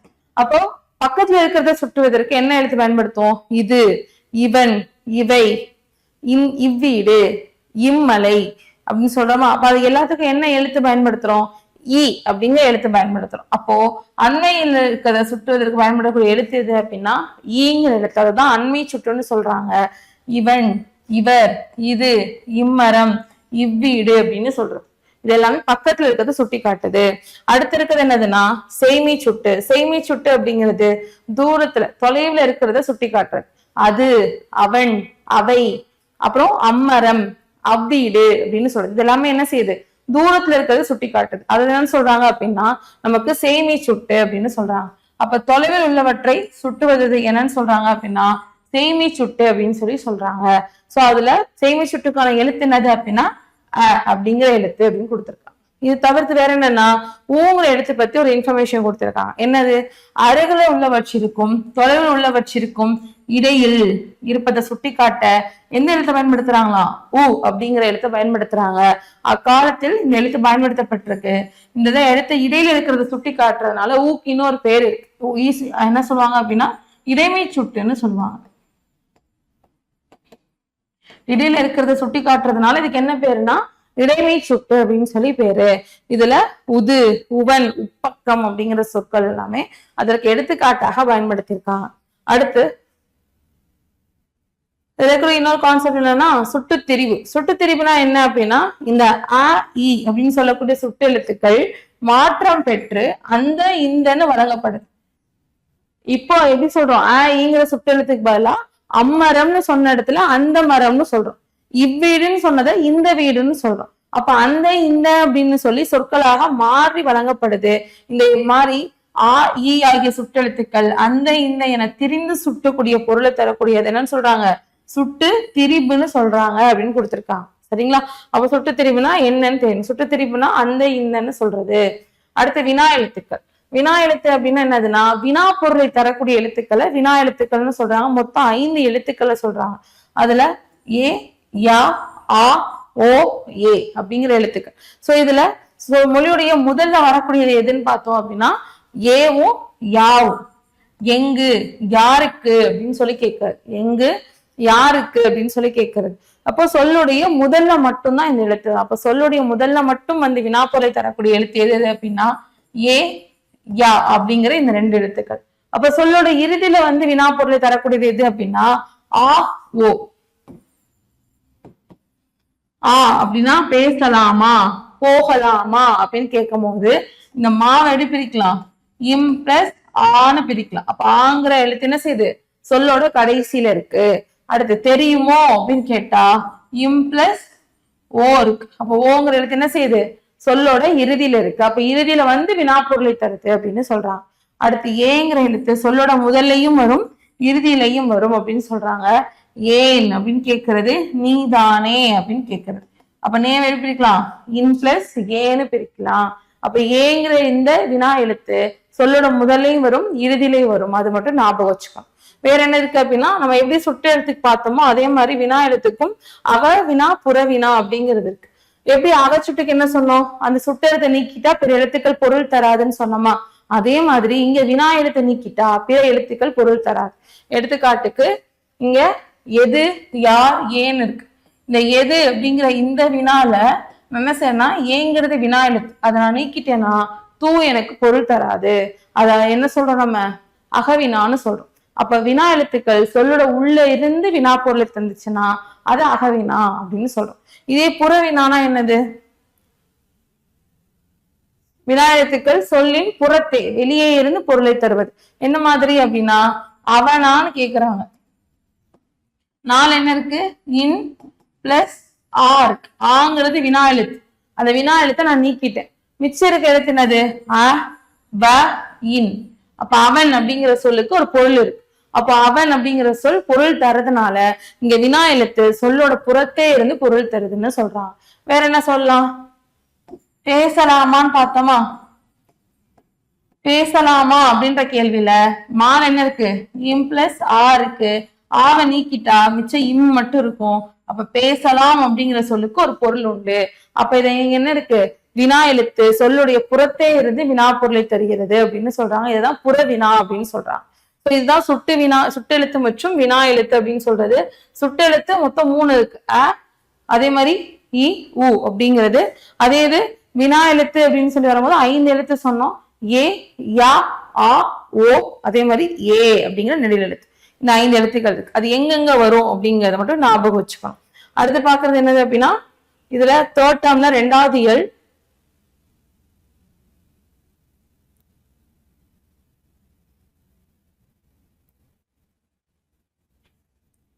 என்ன கொடுத்திருக்காங்க அப்படின்னா 4 வகை சொற்கள். இந்த 4 வகை சொற்கள்ன்றது எதன் அடிப்படையில அப்படின்னா இலக்கண அடிப்படையில 4 சொற்கள் படிச்சிருப்போம். பெயர்ச்சொல், வினைச்சொல், இடைச்சொல், உரிச்சொல்னு சொல்லி 4 வகை சொற்கள் படிச்சிருக்கோம்ல, அந்த சொற்களை தான் இங்க கொடுத்திருக்காங்க. அப்போ எனக்கு 4 வகை சொற்கள் அப்படிங்கிறதுல பெயர்ச்சொல் அப்படிங்கிறது என்ன அப்படின்னா ஒன்றன் பெயரை மட்டும் குறிச்சிச்சு அப்படின்னா அந்த சொல் என்னன்னு சொல்றாங்க? பெயர் சொல் அப்படின்னு சொல்றாங்க. அப்ப பெயரை குறிக்கக்கூடிய சொற்கள். அப்ப பெயர்னா என்னென்ன பெயர் அப்படின்னா 6 வகையான பெயர் சொற்கள் இருக்கு. நம்ம இதுக்கு அடுத்து ஒரு இயல்ல பார்ப்போம் பெயர் சொற்கள். அப்ப அந்த 6 வகையான பெயர் சொற்களையும் குறிக்கக்கூடியத பெயர் சொல் தான் சொல்றாங்க. எடுத்துக்காட்டுக்கு பாரதி. பள்ளி என்பது இடம், காலை என்பது பொழுது, கண் என்பது உறுப்பு, நன்மை என்பது பண்பு, இது ஓடுதல் என்பது தொழிற்பெயர். மொத்தம் 6 வகை பெயர் சொற்கள் இருக்கா? என்னென்ன பெயர் சொற்கள் இருக்கு? பொருட்பெயர், இடப்பெயர், காலப்பெயர், சினைப்பெயர், பண்பு பெயர், தொழிற்பெயர். இந்த 6 வகையான பெயர் சொற்களுமே என்னன்னு சொல்றாங்கன்னா பெயர் சொல் அப்படின்னு தான் சொல்றாங்க. அதுதான் இங்க கொடுத்திருக்காங்க. அதே இது வினைச்சொல் என்பது என்னன்னா சொல்லுக்கு, இந்த சொல்லுக்கு என்ன பெயர் அப்படின்னா செயல் அப்படிங்கிறது பொருள். செயலை குறிக்கக்கூடிய சொற்களை வினைச்சொற்கள்னு சொல்றாங்க. வா, போ, எழுது, விளையாடு அப்படிங்கிறது எல்லாமே நமக்கு என்ன சொற்கள்? வினைச்சொற்கள். அடுத்து இடைச்சொற்கள். இடைச்சொற்கள்னா என்ன அப்படின்னா பெயர் சொல்லையும் வினைச்சொல்லையும் சார்ந்து வரக்கூடிய சொல்லதான் இடைச்சொல் அப்படின்னு சொல்றாங்க. இது என்ன செய்யாது? தனித்து இயங்காது அப்படின்னு கொடுத்திருக்காங்க. அப்போ மற்று, ஐ போன்ற எழுத்துக்கள். தாயும் அப்படின்னு தந்தையும் அப்படின்னு சொல்லும் போது இங்க இருக்கக்கூடிய அப்படிங்கிற எழுத்து ஒரு இடைச்சொல். அடுத்து மற்றொருவர் அப்படின்னு சொல்லும் போது இங்க இருக்கக்கூடிய மற்று அப்படிங்கிற சொல் என்னது? எனக்கு ஒரு இடைச்சொல். ஐநா திருக்குறளை. ஐ அப்படிங்கிறது வருதா? அப்ப பெயரையும் வினையும் சார்ந்து இயங்கக்கூடியதான் என்னது அப்படின்னா இடைச்சொல். இது தனித்து இயங்காது அப்படின்னு சொல்லியிருக்காங்க. அடுத்து 4வதா பார்க்கறது என்னன்னா உரிச்சொல். பெயர்ச்சொல், வினைச்சொல் ஆகியவற்றின் தன்மையை மிகுதிப்படுத்த வருவது. அதோடைய தன்மை என்ன செய்யுதுன்னா கொஞ்சம் மிகுதிப்படுத்துது. என்ன மாதிரி? நகரம் அப்படின்னு இருக்குன்னா மாநகரம். நகரம் அப்படிங்கிறது பெருசுதான். கிராமம்ன்றது சிறுசு, நகரம்ன்றது பெருசு. அப்ப மாநகரம்னா இன்னும் பெரிய நகரம்னு சொல்லி நகரம் அப்படிங்கிற பெயர் சொல்லுது என்ன செய்யுதுன்னா கொஞ்சம் மிகுதிப்படுத்துது அப்படின்னு சொல்றாங்க. அதோட தன்மையை மிகுதிப்படுத்துது. சால சிறந்தது. சிறந்தது அப்படின்னாலே அது என்னது? சிறந்ததுதான். அப்ப அதுதான் பெட்டர்னு சொல்றது. அப்ப அது வினை சொல்ல சாலங்கிற சொல் போடும்போது மிகச்சிறந்தது அப்படிங்கிற பொருள் அது வருது. அப்ப சிறந்தது என்பதை இன்னும் கொஞ்சம் மிகுதிப்படுத்துறாங்க அந்த வினை சொல்ல அப்படின்னு சொல்லியிருப்பாங்க. சோ சால சிறந்தது என்பது உரிச்சொல் அப்படின்னு கொடுத்திருக்காங்க. இதுல உரிச்சொற்கள் எது எது அப்படின்னா மா, சால, வேற என்ன படிச்சிருக்கோம்? தவ, தட, குல, மான, கடுப்ப, சால, தவ, தட, குல, வேற என்ன சொல்லலாம்? கூர், களி, உரு, இதெல்லாமே உரிச்சொற்கள். சரிங்களா? இதெல்லாமே பாக்குறோம். சோ இதுதான் அந்த 4 வகை சொற்கள். 4 வகை சொற்களும் தெரியும். இலக்கண அடிப்படையில சொற்கள் என்பது 4 வகைப்படும்: பெயர்ச்சொல், வினைச்சொல், இடைச்சொல், உரிச்சொல். பெயர்ச்சொல் என்பது 6 வகை பெயர் சொற்கள் சொன்னது. அடுத்த இயல்ல பார்ப்போம். என்னென்ன அப்படின்னா பொருட்பெயர், இடப்பெயர், காலப்பெயர், சினைப்பெயர், பண்பு பெயர், தொழிற்பெயர்னு பார்த்திருப்போம். இதுக்கு அடுத்து வேற என்ன இருக்கு அப்படின்னா வினை சொற்கள். அதாவது வினை சொல் அப்படிங்கிறது செயலை குறிக்குது. போ, வா, நட, எழுது அப்படின்னு சொல்றது. வேற என்ன அப்படின்னா இடைச்சொல். இடைச்சொல் என்பது பெயரையும் வினையும் சார்ந்து இயங்கக்கூடியது, தனித்து இயங்காது. அடுத்து இதே உரிச்சொல் அப்படின்னா பெயரையும் வினையும் அதோடைய தன்மை என்ன செஞ்சுட்டு வருது, மிகுதிப்படுத்துறதுக்காக வரக்கூடியதுதான் உரிச்சொற்கள்னு சொல்றாங்க அப்படின்னு சொல்லி பார்த்திருக்கோம். வேற என்னது அப்படின்னா இது இதோட 2வது இயல் கம்ப்ளீட் ஆகுது. அடுத்து பாக்குறது 3வது இயல். சோ அதுக்கு முன்னாடி திருக்குறள் பார்த்திடலாம். அரண் வலியுறுத்தல்: மனத்துக்கண் மாசிலனாதல் அனைத்தரன் ஆகுல நீரப்பெறன்னு சொல்றாங்க. அவ மனதின் கண் மாசு இல்லாம இருக்கிறோம், மாசிலன் அப்படின்னு சொல்லியிருக்காங்க. அப்ப உள்ளத்தில் குற்றம் இல்லாமல் இருப்பதுதான் சிறந்த அறமா, மற்றவை எல்லாம் வெறும் ஆறாவரம் தான் அப்படின்னு சொல்லியிருக்காங்க. அடுத்து அழுக்காறு அவா வெகுளி இன்னாச்சொல் 4ம் இழுக்கா இயன்றதரன்னு சொல்லியிருக்காங்க. அழுக்காறு அப்படின்னா என்ன அர்த்தமா, பொறாமை. அவா அப்படின்னா பேராசைன்னு அர்த்தம். வெகுளி அப்படின்னு சொன்னா சினம், இன்னாச்சொல்னா கடுஞ்சொல்னு அர்த்தம். ஞாபகம் வச்சுக்கணும்.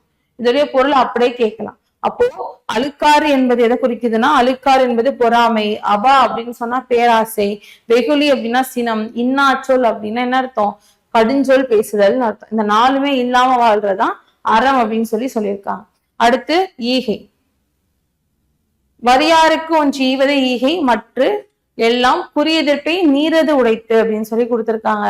அப்ப இல்லாதவருக்கு தருவது மட்டும்தான் என்ன பண்பா, ஈகை பண்பு. மற்றவை எல்லாமே பயனை எதிர்பார்த்து கொடுப்பதற்கு சமமானதுன்னு சொல்றாங்க. அப்ப யாருக்கு இல்லையோ அவங்களுக்கு கொடுக்கறதுதான் உண்மையான ஈகை பண்பு அப்படின்னு சொல்றாங்க. அப்ப மத்தது எல்லாமே என்னது, நம்ம இன்னைக்கு செஞ்சா நாளைக்கு அவங்க செய்வாங்க அப்படின்னு எதிர்பார்த்து செய்யறது அப்படின்னு சொல்லி கொடுத்திருக்காங்க. அடுத்து ஈத்துவக்கும் இன்பம் அறியார்கோள் தாமுடமை வைத்திலக்கும் வன்கணவர் அப்படின்னு சொல்லியிருக்காங்க. அப்போ இல்லாதவருக்கு தருவதால ஏற்படக்கூடிய அந்த இன்பம்னு ஒரு விஷயம் இருக்குல்ல, அதை பத்தி தெரியாதவங்க என்ன செய்யறாங்க அப்படின்னா பொருட்களை சேர்த்து வச்சு கடைசியில் அந்த பொருளையும் அவங்க இழந்துடுறாங்க அப்படின்னு சொல்லி கொடுத்திருக்காங்க. அதான் 4வது. அடுத்து பாக்குறது 5. இன்னா செய்தாரே ஒருத்தல் அவர் நன்மையும் செய்து விடல் அப்படின்னு சொல்றது. சோ அப்ப நமக்கு துன்பம் செய்தவருக்கு நானும் அடி அவருக்கு நன்மை செய்யறதுதான் அவர் என்ன செய்யறது, நம்ம தண்டிக்கக்கூடிய வழி அப்படின்னு சொல்லி கொடுத்திருக்காங்க. சோ இன்னா செய்தாரே ஒருத்தல் அவர் நன்னயம் செய்து விடல் அப்படின்னு சொல்லி கொடுத்திருக்காரு. அடுத்து 6வது குறள்: அறிவினான் ஆகுவது உண்டோ பிரிதின் நோய் தன்னோய் போல் போற்றா கடை.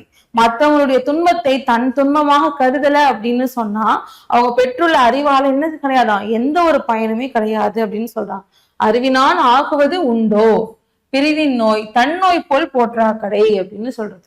அடுத்து 7வது: எனைத்தானும் எஞ்ஞான்றும் யாருக்கும் மனத்தானாம் மானம் செய்யாமை தலைன்னு கொடுத்திருக்காங்க. தன்னோட உள்ளம் ஏற்றுக்கொள்ளாத எந்த செயலையும் எந்த காலத்திலும் என்ன செய்யக்கூடாதான், பிறருக்கு நம்ம செய்யக்கூடாது, சிறிதளவு கூட செய்யக்கூடாது அப்படின்னு சொல்லியிருக்காங்க. அடுத்து 8வது குறள்: பகுத்துண்டு பல்லுயிர் ஓம்புதல் நூலோ தொகுத்தவற்றுள் எல்லாம் தலை.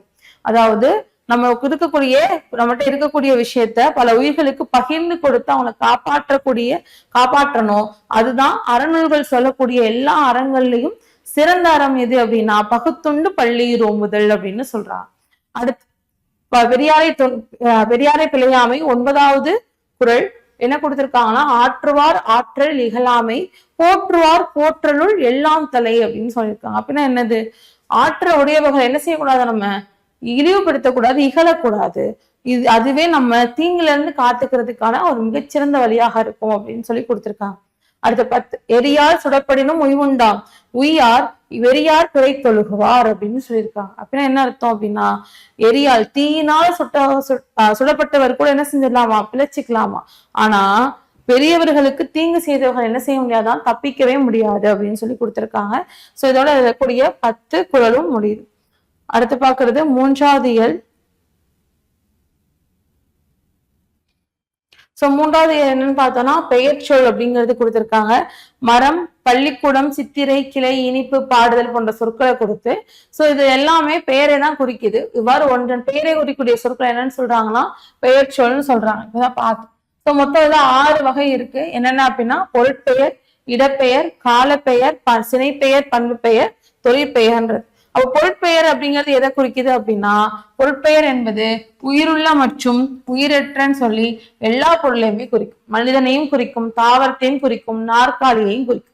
சோ அந்த மாதிரி மரம், செடி, மயில், பறவை, புத்தகம், நாற்காலின்னு எல்லாத்தையுமே குறிக்கிறது என்னன்னு சொல்றாங்க, உயிருள்ள மற்றும் உயிரற்ற அனைத்து பொருட்களையும் குறிக்கக்கூடியது எது அப்படின்னா நமக்கு பொருட்பெயர். இடப்பெயர்னா இடத்தை குறிக்கிறது, சென்னை, பள்ளி, பூங்கா, தெரு அப்படின்னு சொல்றது.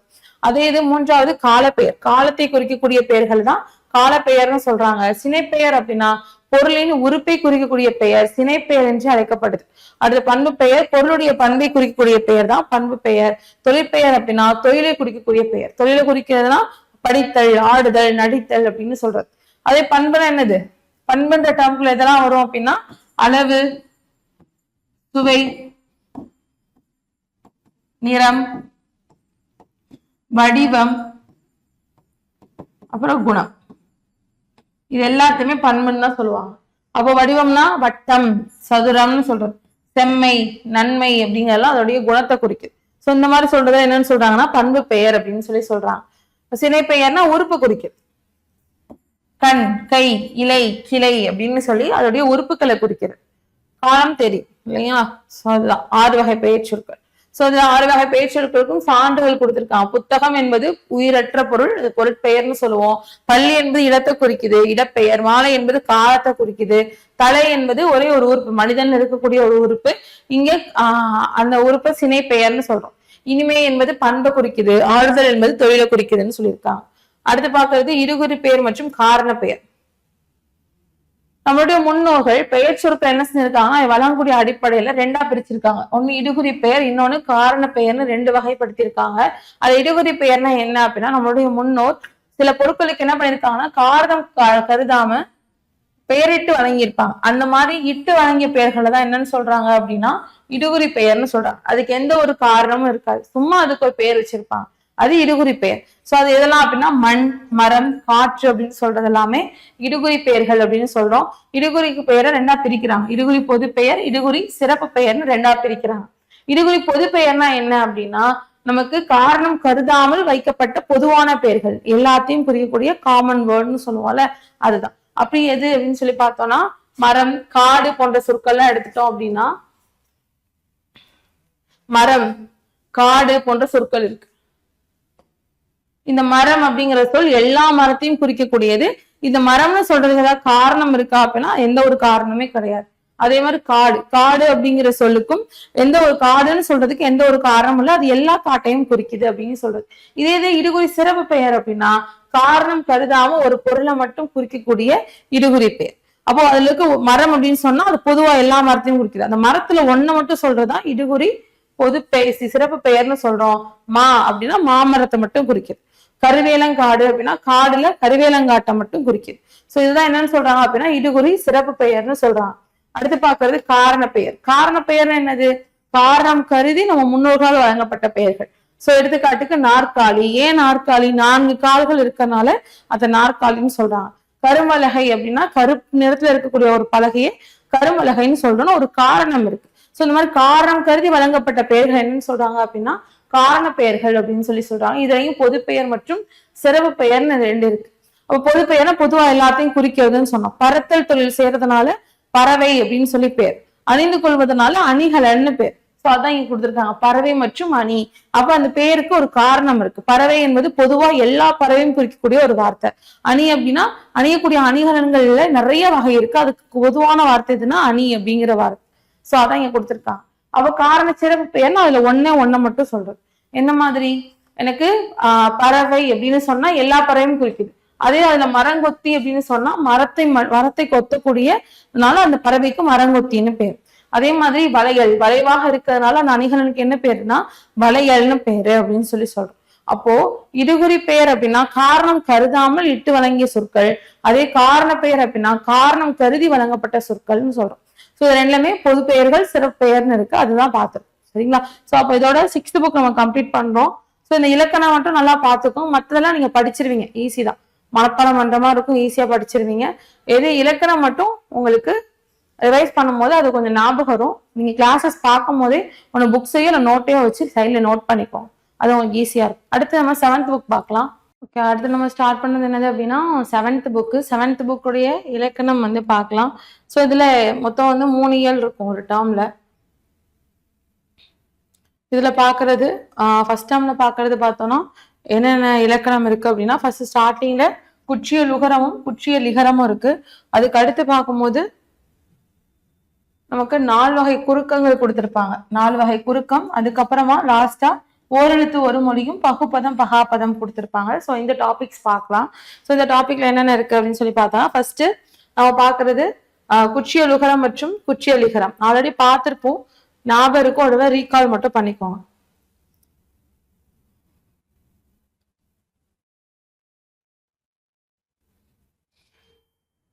ஓகே, குற்றிய லுகரம் அப்படிங்கிறது என்ன அப்படின்னா, இங்க இருக்கக்கூடிய குற்றிய லுகரம் அப்படிங்கிறது சார்பெழுத்துடைய வகைகள்ல ஒண்ணு.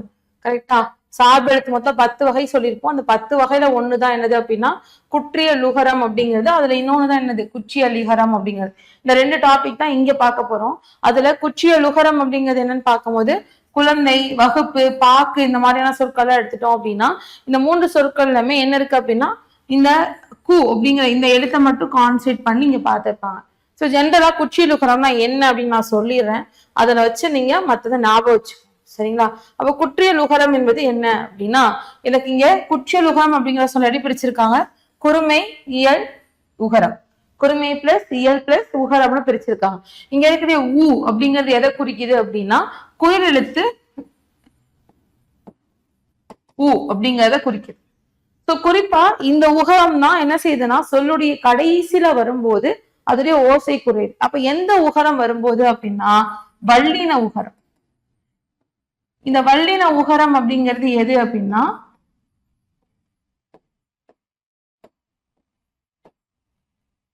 குசுடுதுபுரு அப்படின்னு சொல்லக்கூடிய இந்த 6 எழுத்து. இந்த 6 எழுத்து தான் என்னன்னு சொல்றாங்கன்னா வல்லின உகரங்கள்னு சொல்றாங்க. இந்த வல்லின உகரங்கள் சொல்லுடைய இறுதியில வரும்போது அதோடைய மாத்திரை அளவு என்ன செய்யும், ஒரு மாத்திரை இருந்து அரை மாத்திரையாக குறையும். இப்படி குறைந்து ஒழிக்கக்கூடிய அந்த உகரத்தை தான் குற்றிய லுகரம்னு சொல்றாங்க. அதுதான் இங்க கொடுத்திருக்கு. என்ன கொடுத்திருக்காங்க ரீட் பண்ணுவோமா? எனக்கு குழந்தை, வகுப்பு, பாக்கு அப்படிங்கிற சொல்லுது. குழந்தை, வகுப்பு அப்படின்னு சொல்ற இடத்துல கு அப்படிங்கிற எழுத்துக்கு கொடுக்கக்கூடிய அழுத்தம் என்ன செய்யறது இல்ல, பாக்கு அப்படின்னு சொல்லும் போது கூக்கு கொடுக்கறது இல்லை. நமக்கு இக்கு சவுண்ட் தான் அதிகமா கேட்கும், ஊ சவுண்டு கம்மி ஆயிடும். அதுதான் அங்க சொல்லியிருக்காங்க. அப்ப இந்த மாதிரி சொற்களை சொல்லி பார்க்கும் போது 3லுமே கூங்க எடுத்து உச்சரிக்கிறதுல வேறுபாடு இருக்கு அப்படின்னு சொல்றாங்க. முதல்லையும் இடையிலே வரும்போது அது முழுமையா ஒழிக்குது. அதே இது சொல்லின் இறுதியில் வரக்கூடிய கூங்க எடுத்து ஒரு மாத்திரைக்கு பதிலா அரை மாத்திரை அளவுல குறைந்து ஒழிக்கும். இந்த மாதிரி குசுடுதுபுருன்னு சொல்லக்கூடிய இந்த 6 வல்லின உகரங்களும் சொல்லுடைய இறுதியில வரும்போது ஒரு மாத்திரைக்கு பதிலா அரை மாத்திரை அளவுல ஒலிக்கும். இப்படி குறைந்து ஒலிக்கக்கூடிய இந்த உகரத்துக்கு குற்றிய லுகரம்னு பேர். அததான் சொல்லியிருக்காங்க. அப்ப குற்றிய லுகரம் என்பது எந்த எழுத்து அப்படின்னா வல்லின உகரங்கள் எங்க வரணும், சொல்லுடைய இறுதியில வரணும். அப்படி கடைசியில வரும்போது அதோடைய மாத்திரை அளவு குறையும். அது வல்லின உகரம் எதுன்னா குசுடுதுபுருன்னு சொல்லக்கூடிய இந்த 6 எழுத்து தான் அப்படின்னு சொல்லியிருக்காங்க. சரிங்களா? வேற என்னது அப்படின்னா முற்றிய லுகரம்னா என்னன்னு கொடுத்திருப்பாங்க. என்னது முற்றிய லுகரம்? தனிக்குறிலை எழுத்தை அடுத்து வல்லின உகரம் வந்துச்சு அப்படின்னா அது ஒரு மாத்திரைக்கு அளவுக்கு முழுமையாக ஒலிக்கும்னு சொல்றாங்க. எடுத்துக்காட்டு பார்த்தோம்னா புரியும். சரிங்களா? என்னது, எனக்கு புகுன்னு ஒரு சொல் இருக்கு. கடைசியில இருக்கக்கூடிய இந்த கூங்க எழுத்து எனக்கு வல்லின உகரம் தான். கரெக்டா? குசுடுதுபுரு அதுல ஃபர்ஸ்ட் இருக்கக்கூடிய கூங்கிறது வல்லின உகரம் தான். ஆனா இந்த வல்லின உகரத்துக்கு முன்னாடி இருக்கிற எழுத்து ஒரே ஒரு குறில் எழுத்தா இருந்துச்சுன்னா, தனி குறிலாக இருந்ததுன்னா எனக்கு கூங்குற எழுத்து தன்னுடைய ஒரு மாத்திரையில முழுமையா ஒலிக்கும். அங்க ஓசை என்ன செய்யாதா, குறையாதுன்னு சொல்றாங்க. 2வது கண்டிஷன் என்னது அப்படின்னா எனக்கு வல்லின உகரம் கடைசி வந்ததான குறைன்னு சொன்னோம். அப்ப வல்லினம் அல்லாத பிற உகரம் மெல்லினத்திலையும் இலையினத்திலையும் உகரம் இருக்குல்ல, அது வந்துச்சுனாலும் ஓசை குறையாதுன்னு சொல்றாங்க. எடுத்துக்காட்டுக்கு தான் என்னது மாவு அப்படிங்கிற சொல்ல எடுத்துக்கிறாங்க. எனக்கு இங்க ஊ அப்படிங்கிறது வல்லின உகரம் இல்லை. வல்லின உகரம் குசுடுதுபுரு தான் சொன்னோம். இங்க ஊங்கிறது உகரம் தான், அது வல்லின உகரம் கிடையாது. அப்ப அந்த ஊங்கிற எழுத்து என்ன செய்யுது, முழுமையா ஒலிக்குதுன்னு சொல்றாங்க. இந்த 2 கண்டிஷன் இருந்துச்சுன்னா அதெல்லாம் என்னன்னு சொல்றாங்க, முற்றிய லுகரம்னு சொல்றாங்க. அப்ப குற்றியல் உகரம்னா என்னன்னா சொல்லோட இறுதியில நமக்கு வல்லின உகரங்கள் வந்துச்சுன்னா அந்த வல்லின உகரங்கள் தன்னுடைய ஒரு மாத்திரை அளவுல இருந்து அரை மாத்திரை அளவுக்கு குறைந்து ஒலிக்கும். இந்த மாதிரி குறைந்து ஒலிக்கக்கூடிய அந்த உகரத்துக்கு வல்லின உகரம்னு குற்றியல் உகரம் அப்படின்னு சொல்லி பேருன்னு பார்த்தோம். அதே இது எனக்கு முற்றியல் உகரம் என்பது முழுமையாக ஒலிக்கக்கூடிய உகரம்னு சொல்றேன். சரிங்களா? முழுமையான உகரத்தை தான் முற்றியல் உகரம்னு சொல்றாங்க. அவ முழுமையா எங்க ஒலிக்குது அப்படின்னா எனக்கு கடைசி எழுத்து வல்லின உகரமாவே இருந்தாலும் கு ரு து அப்படின்னு சொல்லக்கூடிய நமக்கு வல்லின உகரமாவே இருந்தாலும் அதுக்கு முன்னாடி தனியா ஒரே ஒரு குறில் எழுத்து இருந்துச்சுன்னா அதுதான் தனிக்குறிலை அடுத்து வரக்கூடிய வல்லின உகரங்கள்னு சொல்றாங்க. அது ஒரு மாத்திரையில முழுமையா ஒலிக்கும். வேற என்ன கண்டிஷன் அப்படின்னா வல்லினம் அல்லாத உகரங்கள் எப்போதுமே என்ன செய்யும் முழுமையாக தான் ஒலிக்கும்னு சொல்லியிருக்காங்க. அவ்வளவுதான். இந்த ரெண்டு கண்டிஷன் இருந்துச்சுன்னா அத என்னன்னு சொல்றாங்க முற்றியல் உகரம் அப்படின்னு சொல்றாங்க. அப்புறம் இந்த பாக்ஸ் நல்லா படிச்சுக்கோங்க. என்ன எழுத்து என்ன பேர் சொல்லி அழைக்கிறாங்க அப்படின்றது கொடுத்திருப்பாங்க. அடுத்து குற்றியல் உகரத்துக்கு வகைகள் இருக்கு. இந்த வகைகளை எதை வச்சு பிரிக்கிறாங்க அப்படின்னா குற்றியல் உகர எழுத்து சொன்னோமா குசுடு துபுரு அது சொல்லுடைய கடைசியில வரும்னு சொன்னோமா அந்த எழுத்துக்கு முன்னாடி என்ன எழுத்து இருக்கு அப்படிங்கிறத வச்சு 6 வகையா பிரிக்கிறாங்க.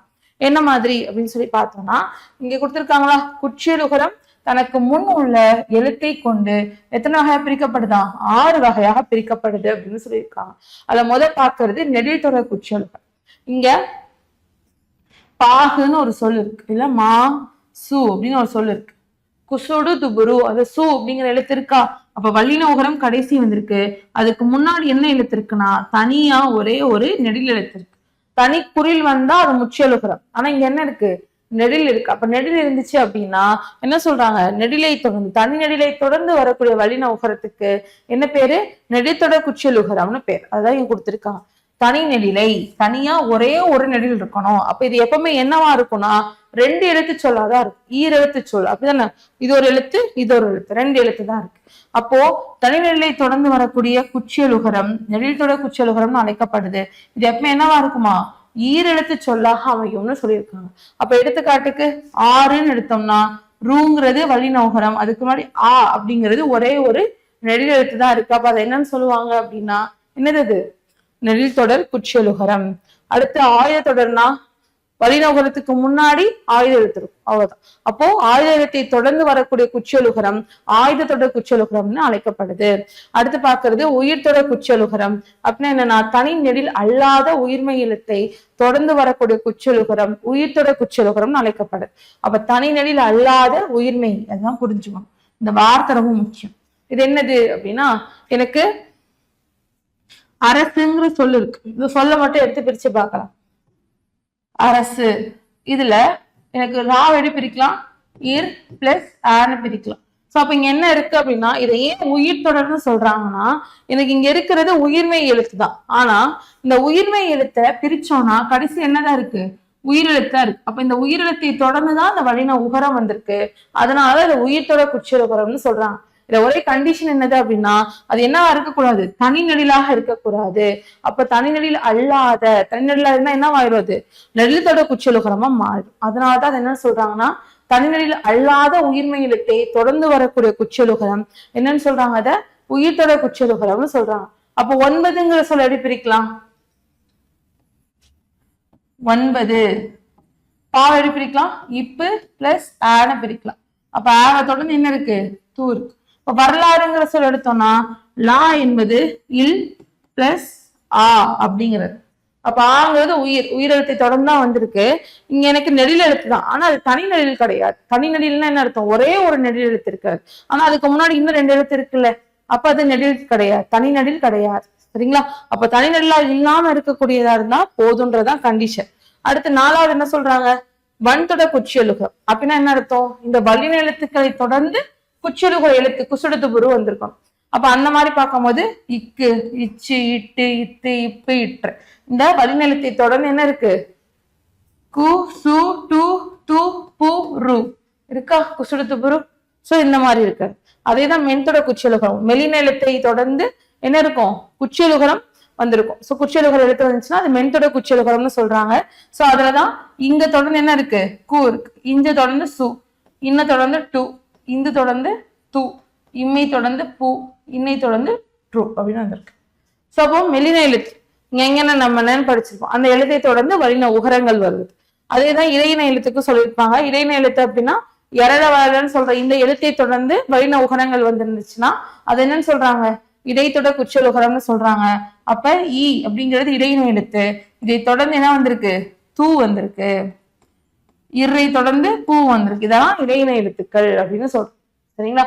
அப்போ வன்தொடர் குற்றியலுகம், இப்ப குற்றியலுகத்தோட வகைகள்னு பார்க்கும்போது 6 வகை இருக்கு. எதை வச்சு சொல்றாங்கன்னா அந்த கடைசி எழுத்துக்கு முன்னாடி எந்த எழுத்து இருக்குன்னு வச்சு. முன்னாடி ஒரே ஒரு நெடில் எழுத்து இருந்துச்சுன்னா அது நெடித்தொடர் குற்றியலுகம். அதே முன்னாடி ஒரே ஆயுத எழுத்து இருக்கு அப்படின்னு சொன்னா ஆயுத தொடர். முன்னாடி உயிரெழுத்து, உயிர்மை எழுத்தை பிரிச்சோம்னா உள்ள உயிரெழுத்து இருக்கும். அது தனி நெடிலா இல்லாம இருந்துச்சுன்னா அது உயிர்த்தொடர் குற்றியலுகம்னு சொன்னோம். அடுத்து வல்லின எழுத்து இருந்தா வன்தொடர், மெல்லின எழுத்து இருந்துச்சுன்னா மென்தொடர், அதே எழுத்து இருந்துச்சுன்னா இடைத்தொடர் குற்றியலுகரம்னு சொல்றோம். 2 கண்டிஷன் சொல்லியிருப்பாங்க. என்னது அப்படின்னா இவ் அப்படின்னு சொல்லக்கூடிய இடையின எழுத்தை தொடர்ந்து வர மாதிரி குற்றியலுகர சொற்கள் கிடையாது. அதே மாதிரி சு டு ரு இந்த 3 எழுத்துலையும் இறுதியா அமையக்கூடிய இடைத்தொடர் குற்றியலுகர சொற்களும் தமிழ்ல கிடையாது அப்படின்னு சொல்லியிருக்காங்க. சரிங்களா? இது மட்டும் ஞாபகம் வச்சுக்கோங்க. அடுத்து குற்றியல் லிகரம். இது எப்படி பிரிக்கிறாங்கன்னா குறுமை பிளஸ் இயல் பிளஸ் இகரம்னு பிரிக்கிறாங்க. இதுதான் குற்றிய லிகரம்னு சொல்றது. அப்ப குற்றிய லிகரம்னா என்னது அப்படின்னா இங்க இருக்கக்கூடிய சொல்லுல வரகு கூட்டல் யாதுன்னு இருக்குன்னா இதை சேர்த்து சொல்லும் போது எப்படி சொல்றோம், வரகியாது அப்படின்னு சொல்லுவோம். அப்ப இங்க இருக்க உருவாக்கக்கூடிய கீங்கிற எழுத்து இருக்குல்ல, அதுல ஒரு ஈ இருக்கா, கீ எப்படி பிரிக்கலாம், இக்கு பிளஸ் ஈன்னு பிரிக்கலாம். இதுல இருக்கக்கூடிய அந்த ஈயுடைய மாத்திரை அளவு 1. ஆனா இதை ஒழிக்கும் போது இந்த மாதிரி 2 எழுத்து சேர்ந்து உருவாக்கும் போது அங்க அதோடைய மாத்திரை அளவு 1ல இருந்து அரை மாத்திரையாக குறையும். அதான் என்னன்னு சொல்றாங்க அப்படின்னா நமக்கு குற்றிய லிகரம்னு சொல்றாங்க. இங்க கொடுத்திருக்காங்களா, முதல் சொல்லின் இறுதியில் இருக்கக்கூடிய கு என்னும் எழுத்து கீயாக ஒலிக்குது. அதுவும் முழுமையாக ஒரு மாத்திரை அளவுல ஒலிக்காம அரை மாத்திரை அளவுல குறைந்து ஒலிக்குது. இந்த மாதிரி குறைந்து ஒலிக்கக்கூடிய இகரத்தை என்னன்னு சொல்றாங்கன்னா குற்றிய லிகரம்னு சொல்றாங்க. அது 2 இடங்கள்ல வரும்னு சொல்லியிருக்காங்க. இடம் 1, குற்றியலுக சொற்களை தொடர்ந்து யகரத்தை முதலெழுத்தாக கொண்ட சொற்கள் வந்துச்சுன்னா அப்போ குற்றியலுகரத்துல இருக்கக்கூடிய உகரம் இகரமா மாறும்னு சொல்றாங்க.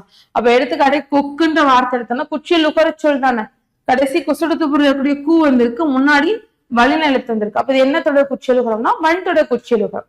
இப்ப இந்த மாதிரி குற்றிய லுகர சொல்லை தொடர்ந்து யகரத்தை முதலெழுத்தா கொண்ட சொல் வரும்போது சேர்த்து சொல்லுவோம், என்ன சொல்லுவோம், கொக்கு கூட்டல் யாது கொக்கியாது. கீ வருதா, இந்த கீழே இருக்கக்கூடிய இகரம் தன்னுடைய ஒரு மாத்திரை அளவுல இருந்து அரை மாத்திரைக்கு குறைந்து ஒலிக்கும். அதுதானு சொல்றாங்க குற்றிய லிகரம்னு சொல்றாங்க. இது ஃபர்ஸ்ட் கண்டிஷன். 2வது என்ன சொல்றாங்கன்னா மியா அப்படின்னு ஒரு வார்த்தை இருக்கு, இது ஒரு அசைச்சொல். இந்த மீ அப்படிங்கிற இருக்கக்கூடிய இகரம் குற்றிய லிகரமா இருக்கும் அப்படின்னு சொல்றாங்க. அப்ப இது இடம்பெறும் போது தனக்குரிய ஒரு மாத்திரைல இருந்து குறைந்து ஒலிக்கும். அதுதான் என்னன்னு சொல்றாங்க அப்படின்னா குற்றிய லிகரம்னு சொல்றாங்க. அப்போ மியான்ற சொல் வந்ததுன்னா கேள் கூட்டல் மியா சேர்ந்துச்சுன்னா கேன் மியான்னு மாறும். அப்ப இங்க மீல இருக்கக்கூடிய இகரம் என்ன செய்யுது, அரை மாத்திரை அளவுக்கு ஒலிக்குது அப்படின்னு சொல்றாங்க. அதேதான் இங்கே செல் கூட்டல் மியா சென்மியா அப்படின்னு சொல்லும் போது மீயுடைய இகரம் குறைந்து ஒலிக்கும். குற்றியலிகரம் தற்போது உரைநடை வழக்குல கிடையாது, இலக்கியங்களை மட்டும்தான் காணப்படுது அப்படின்னு சொல்லியிருக்காங்க.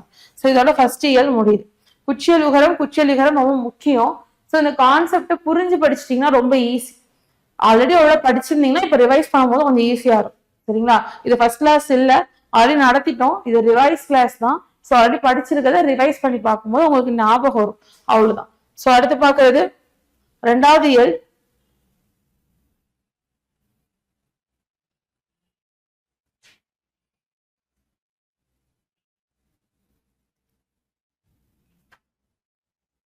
சோ 2வதா பார்க்கறது என்னன்னா நம்ம இதுக்கு முன்னாடி சார்பெழுத்துக்களுடைய குற்றிய லுகரமும் குற்றிய லிகரமும் பார்த்தோம்.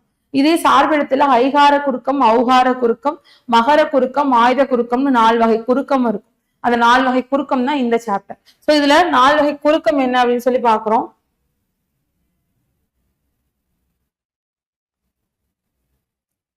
சோ ஐகார குறுக்கம் அப்படிங்கறத பார்க்கும்போது எனக்கு ஐங்கிற எழுத்து இந்த ஐ கை பை இந்த மாதிரி எழுத்துக்களை தனித்து சொன்னோம் அப்படின்னா அங்க தனக்குரிய 2 மாத்திரை விட முழுமையா ஒலிக்கும். ஏன் ஐக்கு 2 மாத்திரை அப்படின்னா ஐ என்பது நெடில் எழுத்து சொன்னோமா, ஐயும் அவ்வும் நெடில் எழுத்துன்னு பார்த்தோம். அப்ப நெடில் எழுத்துக்கு என்ன மாத்திரை அப்படின்னா 2 மாத்திரை. அப்போ ஐ கை பைன்னு சொல்லும் போது அது தன்னுடைய எத்தனை மாத்திரையில ஒலிக்குது அப்படின்னா 2 மாத்திரை அளவுல முழுமையாக ஒலிக்கும் அப்படின்னு சொல்லியிருப்பாங்க. அதே இது எனக்கு இந்த ஐ அப்படிங்கிற இந்த எழுத்துக்கள் ஐ வரிசை எழுத்துக்களோ இல்ல ஐன்ற எழுத்தோ சொற்கள் இடம்பெறும் போது அதோட மாத்திரை அளவுல மாறுபாடு ஏற்படுது. என்னென்ன பார்த்திருப்போம், ஐங்கிற எழுத்து சொல்லோட முதல்ல வந்துச்சுன்னா அதோடைய மாத்திரை அளவு என்ன செய்யும், 2ல இருந்து 1.5 குறையும். அப்போ 1.5 மாத்திரை அளவுல ஒலிக்கும். அதே இது சொல்லுடைய இடையிலையோ கடைசியிலையோ வந்துச்சுன்னா அது 1 மாத்திரை அளவுல ஒலிக்கும்னு சொல்லியிருப்போம். அதான் இங்க பாக்கணும். அப்போ சொற்களுடைய முதல்ல வரும்போது 1.5 மாத்திரை அளவுல ஒலிக்கும். எடுத்துக்காட்டுக்கு என்ன வார்த்தை எடுத்துக்கலாம், வையம். இங்க என்ன இருக்கு, வை அப்படிங்கல இவ் பிளஸ் ஐ இருக்கு. அப்ப இங்க என்ன ஆகுது, மாத்திரை அளவு இவ் பிளஸ் ஐ. நான் சொல்லோட முதல்ல வரும்போது எவ்வளவு மாத்திரை, 1.5 மாத்திரை அளவுல ஒலிக்குது. அதே இது சொல்லுடைய இடையிலையும் இறுதியிலையும் வரும்போது அதோடைய மாத்திரை அளவு எவ்வளவா இருக்கு, 1 மாத்திரையாக இருக்குன்னு சொல்றோம். எடுத்துக்காட்டுக்கு என்ன சொல்லலாம், சமையல், மை இடையில இருக்கா, வேற பறவை சொல்லுடைய இறுதியில இருக்கா. சோ இந்த மாதிரி வந்துச்சு அப்படின்னா அதோடைய மாத்திரை அளவு 1 மாத்திரைன்னு சொல்லியிருப்பாங்க. அடுத்து பாக்குறது ஔகார குறுக்கம். ஔகார குறுக்கம்னு சொல்லும் போது இந்த ஔ வௌ போன்ற ஓரெழுத்து இந்த ஔகார எழுத்துக்கள் நமக்கு தனித்து வரும்போது தனக்குரிய 2 மாத்திரைல முழுமையா ஒலிக்கும். அதே ஔகார குறுக்கத்தை பொறுத்தவரை அவங்க எடுத்து சொல்லோட முதல்ல மட்டும்தான் இடம்பெறும், இடையிலையும் இறுதியிலையும் என்ன செய்யாது, வராது. ஔகார குறுக்கம் சொல்லுடைய இடையிலையும் இறுதியிலையும் வராது, சொல்லுடைய முதல்ல மட்டும்தான் வரும். அப்படி முதல்ல வரும்போது தனக்குரிய 2 மாத்திரை அளவுல இருந்து என்ன செய்யும், 1.5 மாத்திரை அளவாக குறைந்து ஒலிக்கும். 1.5 மாத்திரை. சோ அப்ப எடுத்துக்காட்டு என்னது, ஔவையார், வௌவால் சொற்கள் இடம்பெறும் போது அப்ப அவுன்ற எழுத்து தனிச்சு சொல்றேன், ஔ வௌ சொல்றேன் அப்படின்னா அதோடைய மாத்திரை அளவு எவ்வளவு அப்படின்னா 2 மாத்திரை. சொல்லோட முதல்ல வரும்போது 1.5 மாத்திரை, இடையிலையும் இறுதியிலையும் வராது அப்படின்னு சொல்லியிருப்பாங்க. அடுத்து என்னது அப்படின்னா மகர குறுக்கம். மகர குறுக்கம்னு சொல்லும் போது அம்மா, பாடம் படித்தான், இந்த மாதிரி சொற்கள் இருக்கக்கூடிய மகரம் தன்னுடைய மாத்திரை அளவுல குறைறது கிடையாது. இந்த மெய்யெழுத்துக்கள் தனக்குரிய 1/2 மாத்திரை அளவுல முழுமையாக தான் ஒலிக்குதுன்னு சொல்றாங்க. அப்ப எங்க இது குறையும் பார்க்கும்போது 2 கண்டிஷன் படிச்சிருப்போம். 1, மகரத்தை தொடர்ந்து வருமொழியோட முதல் எழுத்து பகரமா இருக்கணும், வாவா இருக்கணும்னு சொல்லியிருப்போம். எடுத்துக்காட்டுதான் என்னது, இந்த பலம் வந்தான். இந்த சொல் என்ன இருக்கு அப்படின்னா நிலைமொழியோட கடைசியில இம் இருக்கு, மறுமொழி முதல்ல வா இருக்கு. இந்த மாதிரி இம்மை அடுத்து இவ்வு வந்துருச்சுன்னா வான்ற எழுத்து வருது, வா எப்படி பிரிக்கலாம், இவ் பிளஸ் ஆன பிரிக்கலாம். அப்ப இம்மை தொடர்ந்து இவ்வு வருது அப்படின்னு சொன்னா அந்த இடத்துல இம்முடைய மாத்திரை அளவு 1/2 மாத்திரையில இருந்து 1/4 மாத்திரையா குறையும்.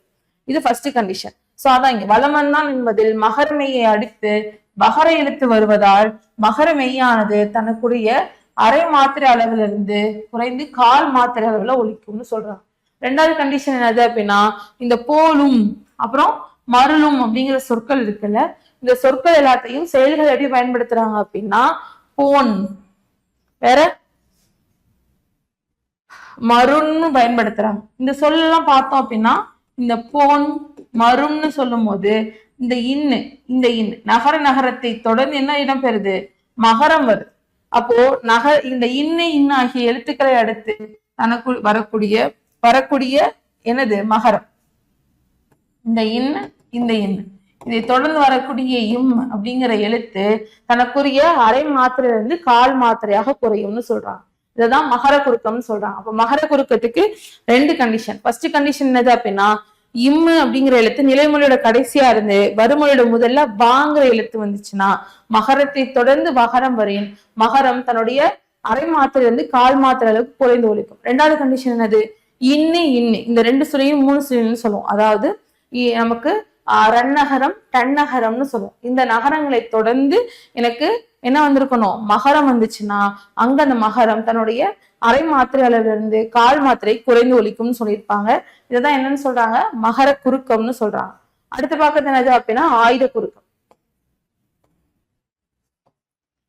அப்ப ஆயுத குறுக்கம் அப்படிங்கிறது என்னது அப்படின்னா ஆயுத எழுத்து அதோடைய மாத்திரை அளவுல குறையுது. ஆயுத எழுத்துக்கு எவ்வளவு மாத்திரை, ஆயுத எழுத்துக்கு 1/2 மாத்திரைன்னு பார்த்திருக்கோம். அப்ப இங்க என்ன செய்யறாங்க அப்படின்னு பார்த்தோம்னா ஆயுத எழுத்தை பொறுத்தவரையும் எனக்கு ஆயுத எழுத்து இருக்கு, இதுல இந்த மாதிரி இடம்பெறும் போது அப்படியே மாத்திரை அளவு குறையுமான்னு கேட்டா குறையாது. எங்க குறையும் அப்படின்னா எனக்கு இந்த 2 வார்த்தை சேரு முள் கூட்டல் தீதுன்னு இருக்கு. இந்த முள் கூட்டல் தீதுன்ற சொல் சேர்ந்து முக்தி இதுன்னு உருவாகுது. அதே மாதிரி கல்கூட்டல் தீதுங்கிற சொல் கற்று இது அப்படின்னு சொல்லி மாறும். இந்த மாதிரி சொற்கள்ல ஆயுத எழுத்து தனக்கு இந்த மாதிரி புதுசா உருவாகும் இல்லையா, 2 எழுத்துக்கள் சேர்ந்து புதிதா உருவாகக்கூடிய இந்த ஆயுத எழுத்து இருக்குல்ல, இந்த ஆயுத எழுத்துக்குரிய மாத்திரை அளவு என்ன செய்யும் அப்படின்னா குறையும்.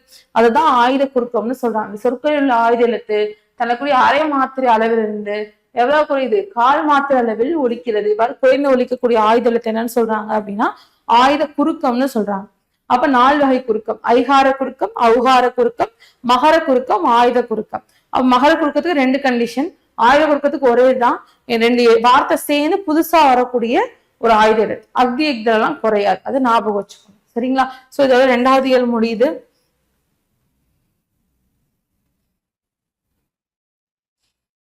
சோ இதுல இருக்கக்கூடிய குறள் பார்த்துடலாம்.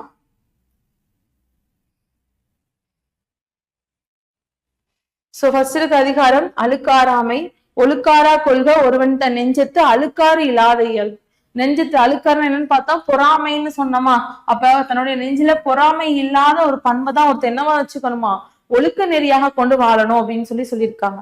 2வது இருக்கிறது என்னதுன்னா அவ்விய நெஞ்சத்தான் ஆக்கமும் செவ்வியான் கேடும் நினைக்கப்படும்னு சொல்லியிருக்காங்க.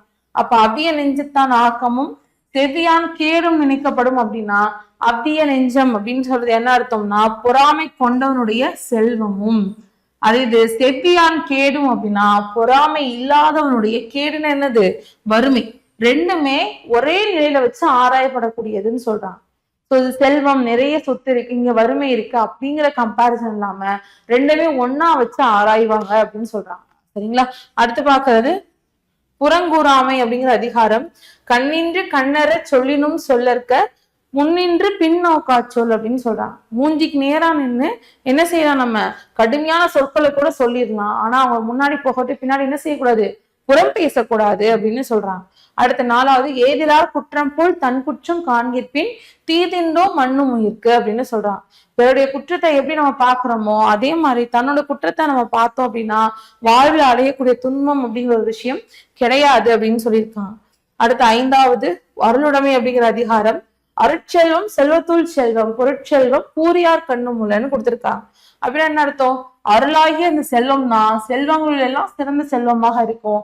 பொருட்செல்வம் அப்படிங்கிறது இழந்தவர்கிட்ட கூட இருக்கு அப்படின்னு சொல்றாங்க. அருள்னா இரக்கம் காட்டுதல் அப்படின்னு சொல்லுவாங்க அந்த பொருள். ஸோ அப்போ அருள் செல்வம் அப்படிங்கிறதான் செல்வத்துல இருக்கக்கூடிய எல்லா செல்வத்திலையும் சிறந்த செல்வம் அப்படின்னு சொல்றாங்க. அடுத்து 6வது குறள். வலியார் முன் தன்னை நினைக்கத்தான் தன்னின் வெளியார் முன் மேல் செல்லும் இடத்து அப்படின்னு சொல்றாங்க. தன்னை விட வலிமை குறைந்த ஒருத்தவங்க கிட்ட நம்ம நடந்துக்கும் போது, நம்ம ரொம்ப கடுமையா நடந்துக்கும் போது நம்ம என்ன நினைக்கோம்னா நம்மளை விட வலிமையானவங்க இருப்பாங்க இல்லையா, அவங்க நம்மளை எப்படி ட்ரீட் பண்ணாங்க அப்படிங்கிறத நம்ம நினைச்சு பார்க்கணும் அப்படின்னு சொல்றது. அதான் ஒருவர் தம்மை விட மெலிந்தவரை துன்புறுத்தும் போது தம்மை விட வலிமையுடையவரின் முன் தாம் அஞ்சி நிற்கக்கூடிய நிலையை எண்ணி பார்க்கணும் அப்படின்னு சொல்லியிருக்காங்க. அடுத்து வாய்மை. வாய்மை எனப்படுவது யாதெனின் யாதொன்றும் தீமை இல்லாத சொல். வாய்மைனா உண்மை. உண்மைன்றது என்ன அப்படின்னா தீங்கு தராத சொற்களை பேசுறதுதான் உண்மைன்னு சொல்றாங்க, வாய்மைன்னு சொல்றாங்க. அடுத்து 8வது தன்னெஞ்சு அறிவது பொய்யற்க பொய்த்த பின் தன்னெஞ்சை தன்னை சுடும். ஒருவர் தன்னோட நெஞ்சரை என்ன செய்யக்கூடாது, பொய் சொல்லக்கூடாது. அப்படி சொல்லிட்டோம் அப்படின்னா அந்த பொய் சொன்னோன்னு தெரிஞ்ச அந்த நெஞ்சமே நம்மளை வருத்திடும் அப்படின்னு சொல்றாங்க. அடுத்து 9வது உள்ளத்தால் பொய்யாதொழுகின் உலகத்தால் உள்ளத்துள் எல்லாம் உலன் அப்படின்னு சொல்றாங்க. அப்ப நம்ம உள்ளத்துல பொய் இல்லாம வாழ்ந்தோம் அப்படின்னா உலகத்தாரோட உள்ளங்கள் எல்லாமே இருப்போம் அப்படின்னு சொல்லியிருக்காங்க. வேற என்னது, 10வது குறள் இறைமாட்சி. இயற்றலும் ஈட்டலும் காத்தலும் காத்த வகுத்தலும் வல்லதரிசு அப்படின்னு சொல்லியிருக்காங்க. பொருள் வரக்கூடிய வழிகளை அறிஞ்சு அவ்வழிகள பொருட்களை சேர்த்த பொருளை பாதுகாக்கணும், காத்த பொருளை பயனுள்ள வகையில செலவு செய்யணும்.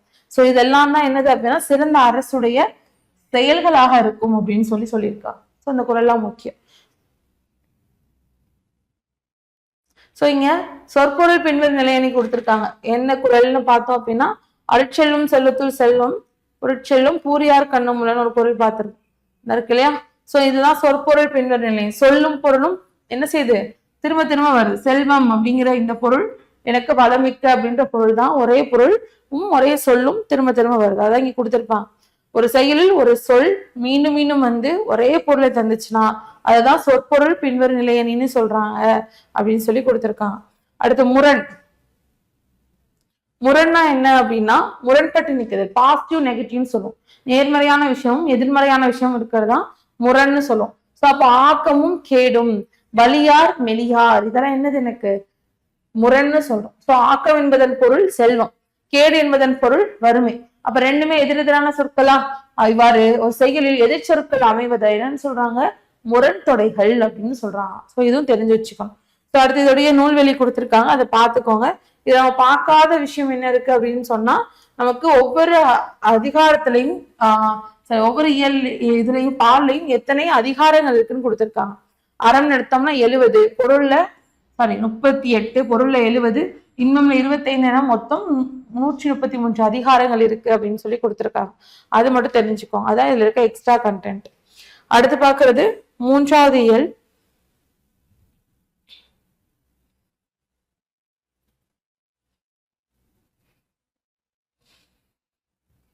ஓகே,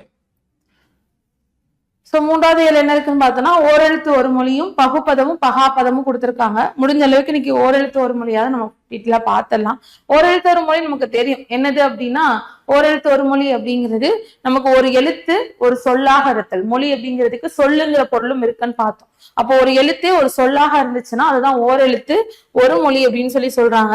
சோ அப்படி பார்க்கும்போது நமக்கு மொத்தம் எத்தனை இருக்காமா, நன்னூல் என்னும் இலக்கண நூலை எழுதியவர் தான் பவனந்த முனிவர். அவர் தமிழ்ல மொத்தம் 42 ஓரெழுத்து ஒரு மொழிகள் இருக்கு அப்படின்னு சொல்லியிருக்காங்க. அதுல குறிலை சேர்ந்தது 2 எழுத்து, நோ தூ அப்படிங்கிறது அப்படின்னு சொல்லியிருக்காங்க. சோ மற்ற இருக்க 40 என்ன எழுத்து, நெடில் எழுத்து. குறில் எழுத்து 2 தான் இருக்குங்கிறது பவனந்தி முனிவருடைய கூற்று. ஒவ்வொரு எழுத்துக்கும் என்ன பொருள்னு கொடுத்திருக்காங்க. இந்த பாக்ஸ் ரொம்ப ரொம்ப முக்கியம், இதை படிக்காம போக கூடாது, சரிங்களா? சோ அப்ப இது ஒவ்வொன்றுக்கும் என்ன பொருள் அப்படிங்கிறத படிச்சுக்கணும். அடுத்து வேற என்னது அப்படின்னா, இங்க என்ன கொடுத்திருக்காங்க அப்படின்னா நமக்கு இந்த ஆ ஈ கைன்னு சொல்லி சில எழுத்துக்களை கொடுத்து ஆகிய 17 ஓரெழுத்து சொற்கள் மட்டும்தான் தற்காலத்துல பெருமளவு வழக்குல இருக்கு. அப்ப தற்காலத்தில் பெருமளவு வழக்குல இருக்கக்கூடிய ஓரெழுத்து ஒரு மொழிகள் எத்தனை அப்படின்னா 17 அப்படிங்கறத ஞாபகம் வச்சுக்கோங்க. எண்ணிக்கை இது புதுசா இருக்கக்கூடிய எடிஷன்ல கொடுத்திருக்காங்க, அந்த கண்டென்ட் ஞாபகம் வச்சுக்கோங்க. அடுத்து பகுப்பதமும் பகாப்பதம் ஓரெழுத்து ஒரு மொழிகளை பொறுத்தவரையும் அது நல்லா படிச்சுக்கணும். படிக்க வேண்டிய கண்டென்ட் தான் ஜாஸ்தி, அதை நல்லா பார்த்துக்கோங்க. பகுப்பதம் பகாப்பதம் என்னன்னு பார்க்கலாம். சோ பகுப்பதம் அப்படின்னா என்ன அர்த்தம்னா பிரிக்கக்கூடிய சொற்கள். பதம்னா சொல்லுன்னு பார்த்தோமா, மொழி பதம் கிளவின்னு பார்த்தோம். அப்போ எனக்கு பிரிக்கக்கூடிய சொற்கள் இது பெயர் சொல்லாகவும் இருக்கலாம், வினை சொல்லாகவும் இருக்கலாம். வேலன் அப்படிங்கிறது ஒரு பெயர் சொல்லா, அதை எப்படி பிரிச்சிருக்காங்க, வேல் கூட்டலன். படித்தான் அப்படிங்கிறது ஒரு வினை சொல்லா, அதை எப்படி பிரிச்சிருக்காங்க, படி இத் பிளஸ் இத்து பிளஸ் ஆன்னு பிரிச்சிருக்காங்க. இந்த மாதிரி பிரிக்கலாம் அப்படின்னு சொல்லியிருக்காங்க. இவ்வாறு சிறு சிறு உறுப்புகளாக பிரிக்கக்கூடிய வகையில அமையக்கூடிய சொற்களை பகுப்பதங்கள் அப்படின்னு சொல்லுவாங்க. பிரிக்கப்படும் உறுப்புகளுக்கு பகுப்பத உறுப்புகள் அப்படின்னு சொல்லி பேரு அப்படின்னு கொடுத்திருக்காங்க, சரிங்களா? இதை ஃபர்ஸ்ட் பார்க்கறது பெயர் பகுப்பதம். 6 வகையான பெயர் சொற்கள் பார்த்தோமா, பொருட்பெயர், இடப்பெயர், காலப்பெயர், சினை, பண்பு, தொழில்னு பார்த்தோமா. அந்த ஒவ்வொன்றையும் பிரிச்சு காமிச்சிருக்காங்க. என்ன மாதிரி அப்படின்னா, பொன்னன் அப்படின்னா பொன் பிளஸ் அன் அப்படின்னு சொல்றது, நாடன்னா நாடு பிளஸ் அன், காலம்னா சித்திரை, சித்திரை கூட்டல் அன் அப்படின்னு பிரிக்கிறது. இந்த மாதிரி என்ன செய்யறாங்க, ஒவ்வொரு வார்த்தையும் பெயர் சொற்களையும் பிரிக்க முடியும்னு காமிச்சிருக்காங்க. அதே வினை சொற்களை பிரிக்கும் போதுதான் வினை பகுப்பதம் அப்படிங்கிறதுலதான் கண்டென்ட் ஜாஸ்தி. என்ன சொல்லியிருக்காங்கன்னா பகுப்பதமா அமையக்கூடிய வினை சொல்ல தான் வினை பகுப்பதம்னு சொல்றாங்க. இது மொத்தம் எத்தனை உறுப்புகள் இருக்கு அப்படின்னா 6 உறுப்புகள் இருக்கு. என்னென்ன அப்படின்னா பகுதி, விகுதி, இடைநிலை, சந்தி, சாரிகை, விகாரம் அப்படின்னு சொல்லிட்டு மொத்தம் 6 உறுப்பு இருக்கு. பகுதி அப்படிங்கிறது என்ன அப்படின்னா இந்த பகுபதத்துல முதல்ல அமைந்து முதன்மையான பொருளை தரும். இது என்ன பொருள் இருக்கும் அப்படின்னா கட்டளை பொருளாகவே அமையும். ஒருத்தருக்கு ஆர்டர் பண்ற மாதிரியே, படித்தான் அப்படின்னா படி, எழுதினான்னா எழுது அப்படின்னு சொல்றோம். அப்ப இதெல்லாமே எனக்கு என்னது அப்படின்னா கட்டளையிடக்கூடிய சொற்கள். சோ அதுதான் என்ன சொல்றாங்க அப்படின்னா பகுதி அப்படின்னு சொல்றாங்க. சொல்லுடைய முதல்ல அமைஞ்சிருக்கக்கூடிய ஒரு உறுப்பு. பகுபதத்துடைய இறுதியில் அமைஞ்சிருக்கக்கூடிய உறுப்பு தான் என்னன்னு சொல்றாங்கன்னா விகுதி அப்படின்னு சொல்றாங்க. இந்த விகுதி எதெல்லாம் காட்டும், திணை, பால், எண், இடம், இந்த 4ஐயும் காட்டும். படித்தான்னு சொன்னா என்ன திணை, உயர்திணை, ஆண் பால், வேற என்ன சொல்லலாம், என்ன எண், ஒருமை, இடம் என்னன்னா படற்கைன்னு சொல்லும். இதே படித்தாள்னு சொன்னா பெண் பால்னு சொல்லும். அப்ப லாஸ்ட் இருக்கக்கூடிய ஆண் ஆள் இதானே மாறுது. இதை வச்சு அவருடைய பால் வேறுபாடு ஏற்படுது இல்லையா, அதுதான் சொல்றாங்க. படித்தான் அப்படின்னு சொன்னா லாஸ்ட் இருக்கக்கூடிய ஆண் அப்படிங்கிற சொல் ஆண் பாலை குறிக்குதுன்னு தெரியுது. அதே இது படித்தாள்னு சொன்னா கடைசி இருக்கக்கூடிய இல்லுங்கிறத வச்சு என்ன கண்டுபிடிச்சலாம், அல்ன்றத வச்சு என்ன கண்டுபிடிச்சலாம், இது பெண்பாலுக்குரியது அப்படின்னு சொல்லி கண்டுபிடிச்சலாம். அததான் சொல்லியிருக்காங்க. சோ அப்ப எனக்கு கடைசி விகுதி தான் எதை காட்டுதுன்னா திணை, பால், எண், இடம் அப்படின்னா 4ஐயும் காட்டும் அப்படின்னு சொல்லியிருக்காங்க. சோ வேற என்னது அப்படின்னா வேற எதை காட்டும் அப்படின்னா அது முற்றா எச்சமா அப்படிங்கிறதையும் காட்டும் அப்படின்னு சொல்லியிருக்காங்க. வேற என்னது பகுதிக்கும் விகுதிக்கும் இடையில வரக்கூடியது என்னன்னு சொல்றாங்க அப்படின்னா இடைநிலை அப்படின்னு சொல்லுவாங்க. இடைநிலை என்பது காலத்தையும் காட்டும் எதிர்மறையும் காட்டும். காலம் அல்லது எதிர்மறை பொருளை காட்டக்கூடியது இடைநிலை அப்படின்னு சொல்றாங்க. எதுக்கு இடையிலையும் பகுதிக்கும் விகுதிக்கும் இடையில அமையும். அடுத்து பாக்குறது சந்தி. சந்தி என்பது மெய் எழுத்து, புள்ளி வச்சு எழுத்து இருக்குல்ல, அதுதான் சந்தின்னு சொல்லுவாங்க. இது எங்க அமையும் அப்படின்னா பகுதிக்கும் இடைநிலைக்கும் இடையில வரக்கூடிய ஒரு மெய்யெழுத்து தான் சந்தின்னு சொல்றாங்க. அதே இது பெரும்பாலும் இடைநிலைக்கும் விகுதிக்கும் இடையில இடம்பெறக்கூடிய ஒரு அசைச்சொல் என்னன்னு சொல்லுவாங்கன்னா சாரியை அப்படின்னு சொல்லுவாங்க. சரிங்களா? இந்த பகுதி, சந்தி, இடைநிலை இதுல ஏற்படக்கூடிய மாற்றத்தை தான் விகாரம்னு சொல்றாங்க. சரிங்களா? அப்ப இதை எப்படி ஞாபகம் வச்சுக்கலாம், இங்க எழுதுறேன் பாத்துக்கோங்க. சோ அப்ப ஃபர்ஸ்ட் இருக்கக்கூடிய உறுப்பு என்னது அப்படின்னா பகுதி, லாஸ்ட் இருக்கக்கூடிய உறுப்பு விகுதி. பகுதிக்கும் விகுதிக்கு இடையில வரக்கூடியது என்னன்னு சொல்லுவாங்கன்னா இடைநிலைன்னு சொல்லுவாங்க. அப்ப இடைநிலை எதை காட்டும், ஒண்ணு காலத்தை காட்டும், இல்ல அப்படின்னா எதிர்மறை பொருளை காட்டும். சரிங்களா? அப்போ பகுதிக்கும் இடைநிலைக்கும் இடையில வரக்கூடியது என்னன்னு சொல்லுவாங்க அப்படின்னா சந்தின்னு சொல்லுவாங்க. இது ஒரு மெய்யெழுத்தா இருக்குன்னு சொன்னோம். அதே இது இடைநிலைக்கும் விகுதிக்கும் இடையில வரக்கூடிய ஒரு அசைச்சொல்லை என்னன்னு சொல்றாங்க சாரியைன்னு சொல்றாங்க. இதே பகுதி, சந்தி, இடைநிலை இது மூணுலையும் ஏற்படக்கூடிய மாற்றம் அதை என்னன்னு சொல்றாங்க அப்படின்னா விகாரம்னு சொல்றாங்க. இதை நான் வச்சு இதான் 6 உறுப்பு. சரிங்களா? இதை நான் வச்சிட்டீங்கன்னா மத்ததெல்லாம் ஈஸியா புரியும். இங்க எப்படி பிரிச்சிருக்காங்கன்னு பாப்போமா. வந்தனன் என்பது வா குறிகிருக்கு. இத்து இன்னானது சந்தி மற்றும் விகாரம். அடுத்து இத்து என்பது இறந்த கால இடைநிலை. அன் மற்றும் அன்னு பிரிச்சிருக்காங்க. சோ இதுல எப்படி சொல்றோம், வான்றது பகுதி, அது வேனு குறுகி இருக்குல்ல, அது மாற்றம். மாற்றத்தை என்னன்னு சொல்லுவோம் விகாரம்னு சொல்லுவோம். அதே மாதிரி இத்துதான் சந்தி, அது இந்த மாறி இருக்கிறத விகாரம்னு சொல்றோம், மாற்றம் அப்படின்னு சொல்றோம்.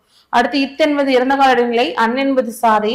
அன் என்பது நமக்கு ஆண்பால் இடைமுற்றுன்னு சொல்றோம். இதே இது காணலன் அப்படின்னு ஒரு சொல்லு கொடுக்கும் போது கான் என்பது பகுதி, அல் அப்படிங்கிறது எதிர்மறைக்கான இடைநிலை. கரெக்டா? நமக்கு சொன்னோமா பகுதிக்கும் விகுதிக்கும் இடையில என்ன வரும், இடைநிலை தான் வரும்னு சொன்னோம். இடைநிலை அப்படிங்கிறது காலத்தை காட்டலன்னா எதிர்மறையை காட்டலாம். இங்க அல் அப்படின்னு காணலல் அப்படின்னா பார்க்கல அப்படின்னு அர்த்தம், அவள் பார்க்கவில்லை. அப்ப எனக்கு என்ன அர்த்தம், அல் என்பது எதிர்மறை இடைநிலையை குறிக்குதுன்னு அர்த்தம். அடுத்து அல் என்பது ஆண் பெண்பால் வினைமுற்று விகுதியை குறிக்குது அப்படின்னு சொல்லியிருக்காங்க. சரிங்களா? அடுத்து சோ பகுப்பதம் பார்த்தாச்சு. பகாபதம்னா அதுக்கு மேல பிரிக்க முடியாத சொல்லதான் பகாபதம்னு சொல்லுவாங்க. அப்ப பகாபதம் என்பது என்னன்னா மரம், கழனி, உன், எழுது போன்ற சொற்கள் கொடுத்திருக்காங்களா, இந்த சொற்கள் எல்லாத்தையும் இதுக்கு மேல பொருள் தர வகையில பிரிக்க முடியாது, கட்டளை பொருள் வர மாதிரியும் பிரிக்க முடியாது. சோ அதுதான் என்னன்னு சொல்றாங்க அப்படின்னா பகாபதம், பிரிக்க இயலாத சொற்கள், மேலும் சிறிய உறுப்புகளாக பிரிக்க முடியாத சொற்கள் என்னன்னு சொல்றாங்கன்னா பகாபதம்னு சொல்றாங்க. அப்ப இவ்வாறு பகுபத உறுப்புகளாக பிரிக்க முடியாத சொல் பகாபதம் எனப்படும். இவை அடிச்சொல் அல்லது வேர்ச்சொல்லாக இருக்கும்னு சொல்றாங்க. அதைதான் என்ன செய்ய முடியாது, அதுக்கு மேல பிரிக்க முடியாது, வேர்ச்சொல்லையோ அடிச்சொல்லையோ பிரிக்க முடியாது. இதை என்ன சொல்றாங்க பெயர், வினை, இடை, உரி அப்படின்னு சொல்லி 4க்கும் சேர்த்து பாக்குறாங்க. பெயர் பகாபதம் அப்படின்னா நிலம், நீர், நெருப்பு, காற்று அப்படின்னு சொல்றது. சோ இதெல்லாமே பெயர் சொற்கள். இதை இதுக்கு மேல என்ன செய்ய முடியாது, பொருள் தர வகையில அடிச்சொல்லாக பிரிக்க முடியாது, இதுவே அடிச்சொல் தான். அடுத்து வினை பகாபதம்னா நட, வா, படி, வாழ்னு சொல்றது. அது இடைச்சொற்கள் அப்படிங்கிறது பெயரையும் வினையும் சார்ந்து வரும்னு சொன்னோமா, அப்ப என்ன வரும் மண், கொள், தில், போல். இதெல்லாம் இதுக்கு மேல பொருள் தர வகையிலையோ அடிச்சொல்லாக பிரிக்க முடியாது. உரி பகாபதம் அப்படின்னா உரு, தவ, நனி, களி இதெல்லாம் உரி சொற்கள் பார்த்தோமா. இதை இதுக்கு மேல என்ன செய்ய முடியாது, பொருள் தர வகையில பிரிக்க முடியாது அப்படின்னு சொல்றாங்க. சோ அதான் பகுப்பதம் பகாபதம்னு சொல்றது. ஓரெழுத்து ஒரு மொழிகள் 42 இருக்கு. அந்த 42 புக்ல இருக்கிறதையும் நல்லா படிச்சு வச்சுக்கோங்க. சரிங்களா? அப்ப இன்னைக்கு நம்ம என்ன பாக்குறோம் அப்படின்னா 6th புக்ல இருக்கக்கூடிய இலக்கணம் ரிவைஸ் பண்ணிருக்கோம். 7th ஃபர்ஸ்ட் டேர்ம் முடிச்சிருக்கோம். சோ இதுக்கப்புறம் அடுத்த கிளாஸஸ் நம்ம வரும்போது 7th-யும் 8th-யும் நம்ம கம்ப்ளீட் பண்ண ட்ரை பண்ணலாம். சரிங்களா? சோ இன்னைக்கு கிளாஸஸ் அவ்வளவுதான். ரிவிஷன் கிளாஸஸ் யூஸ்ஃபுல்லா இருக்கும்னு நினைக்கிறேன்.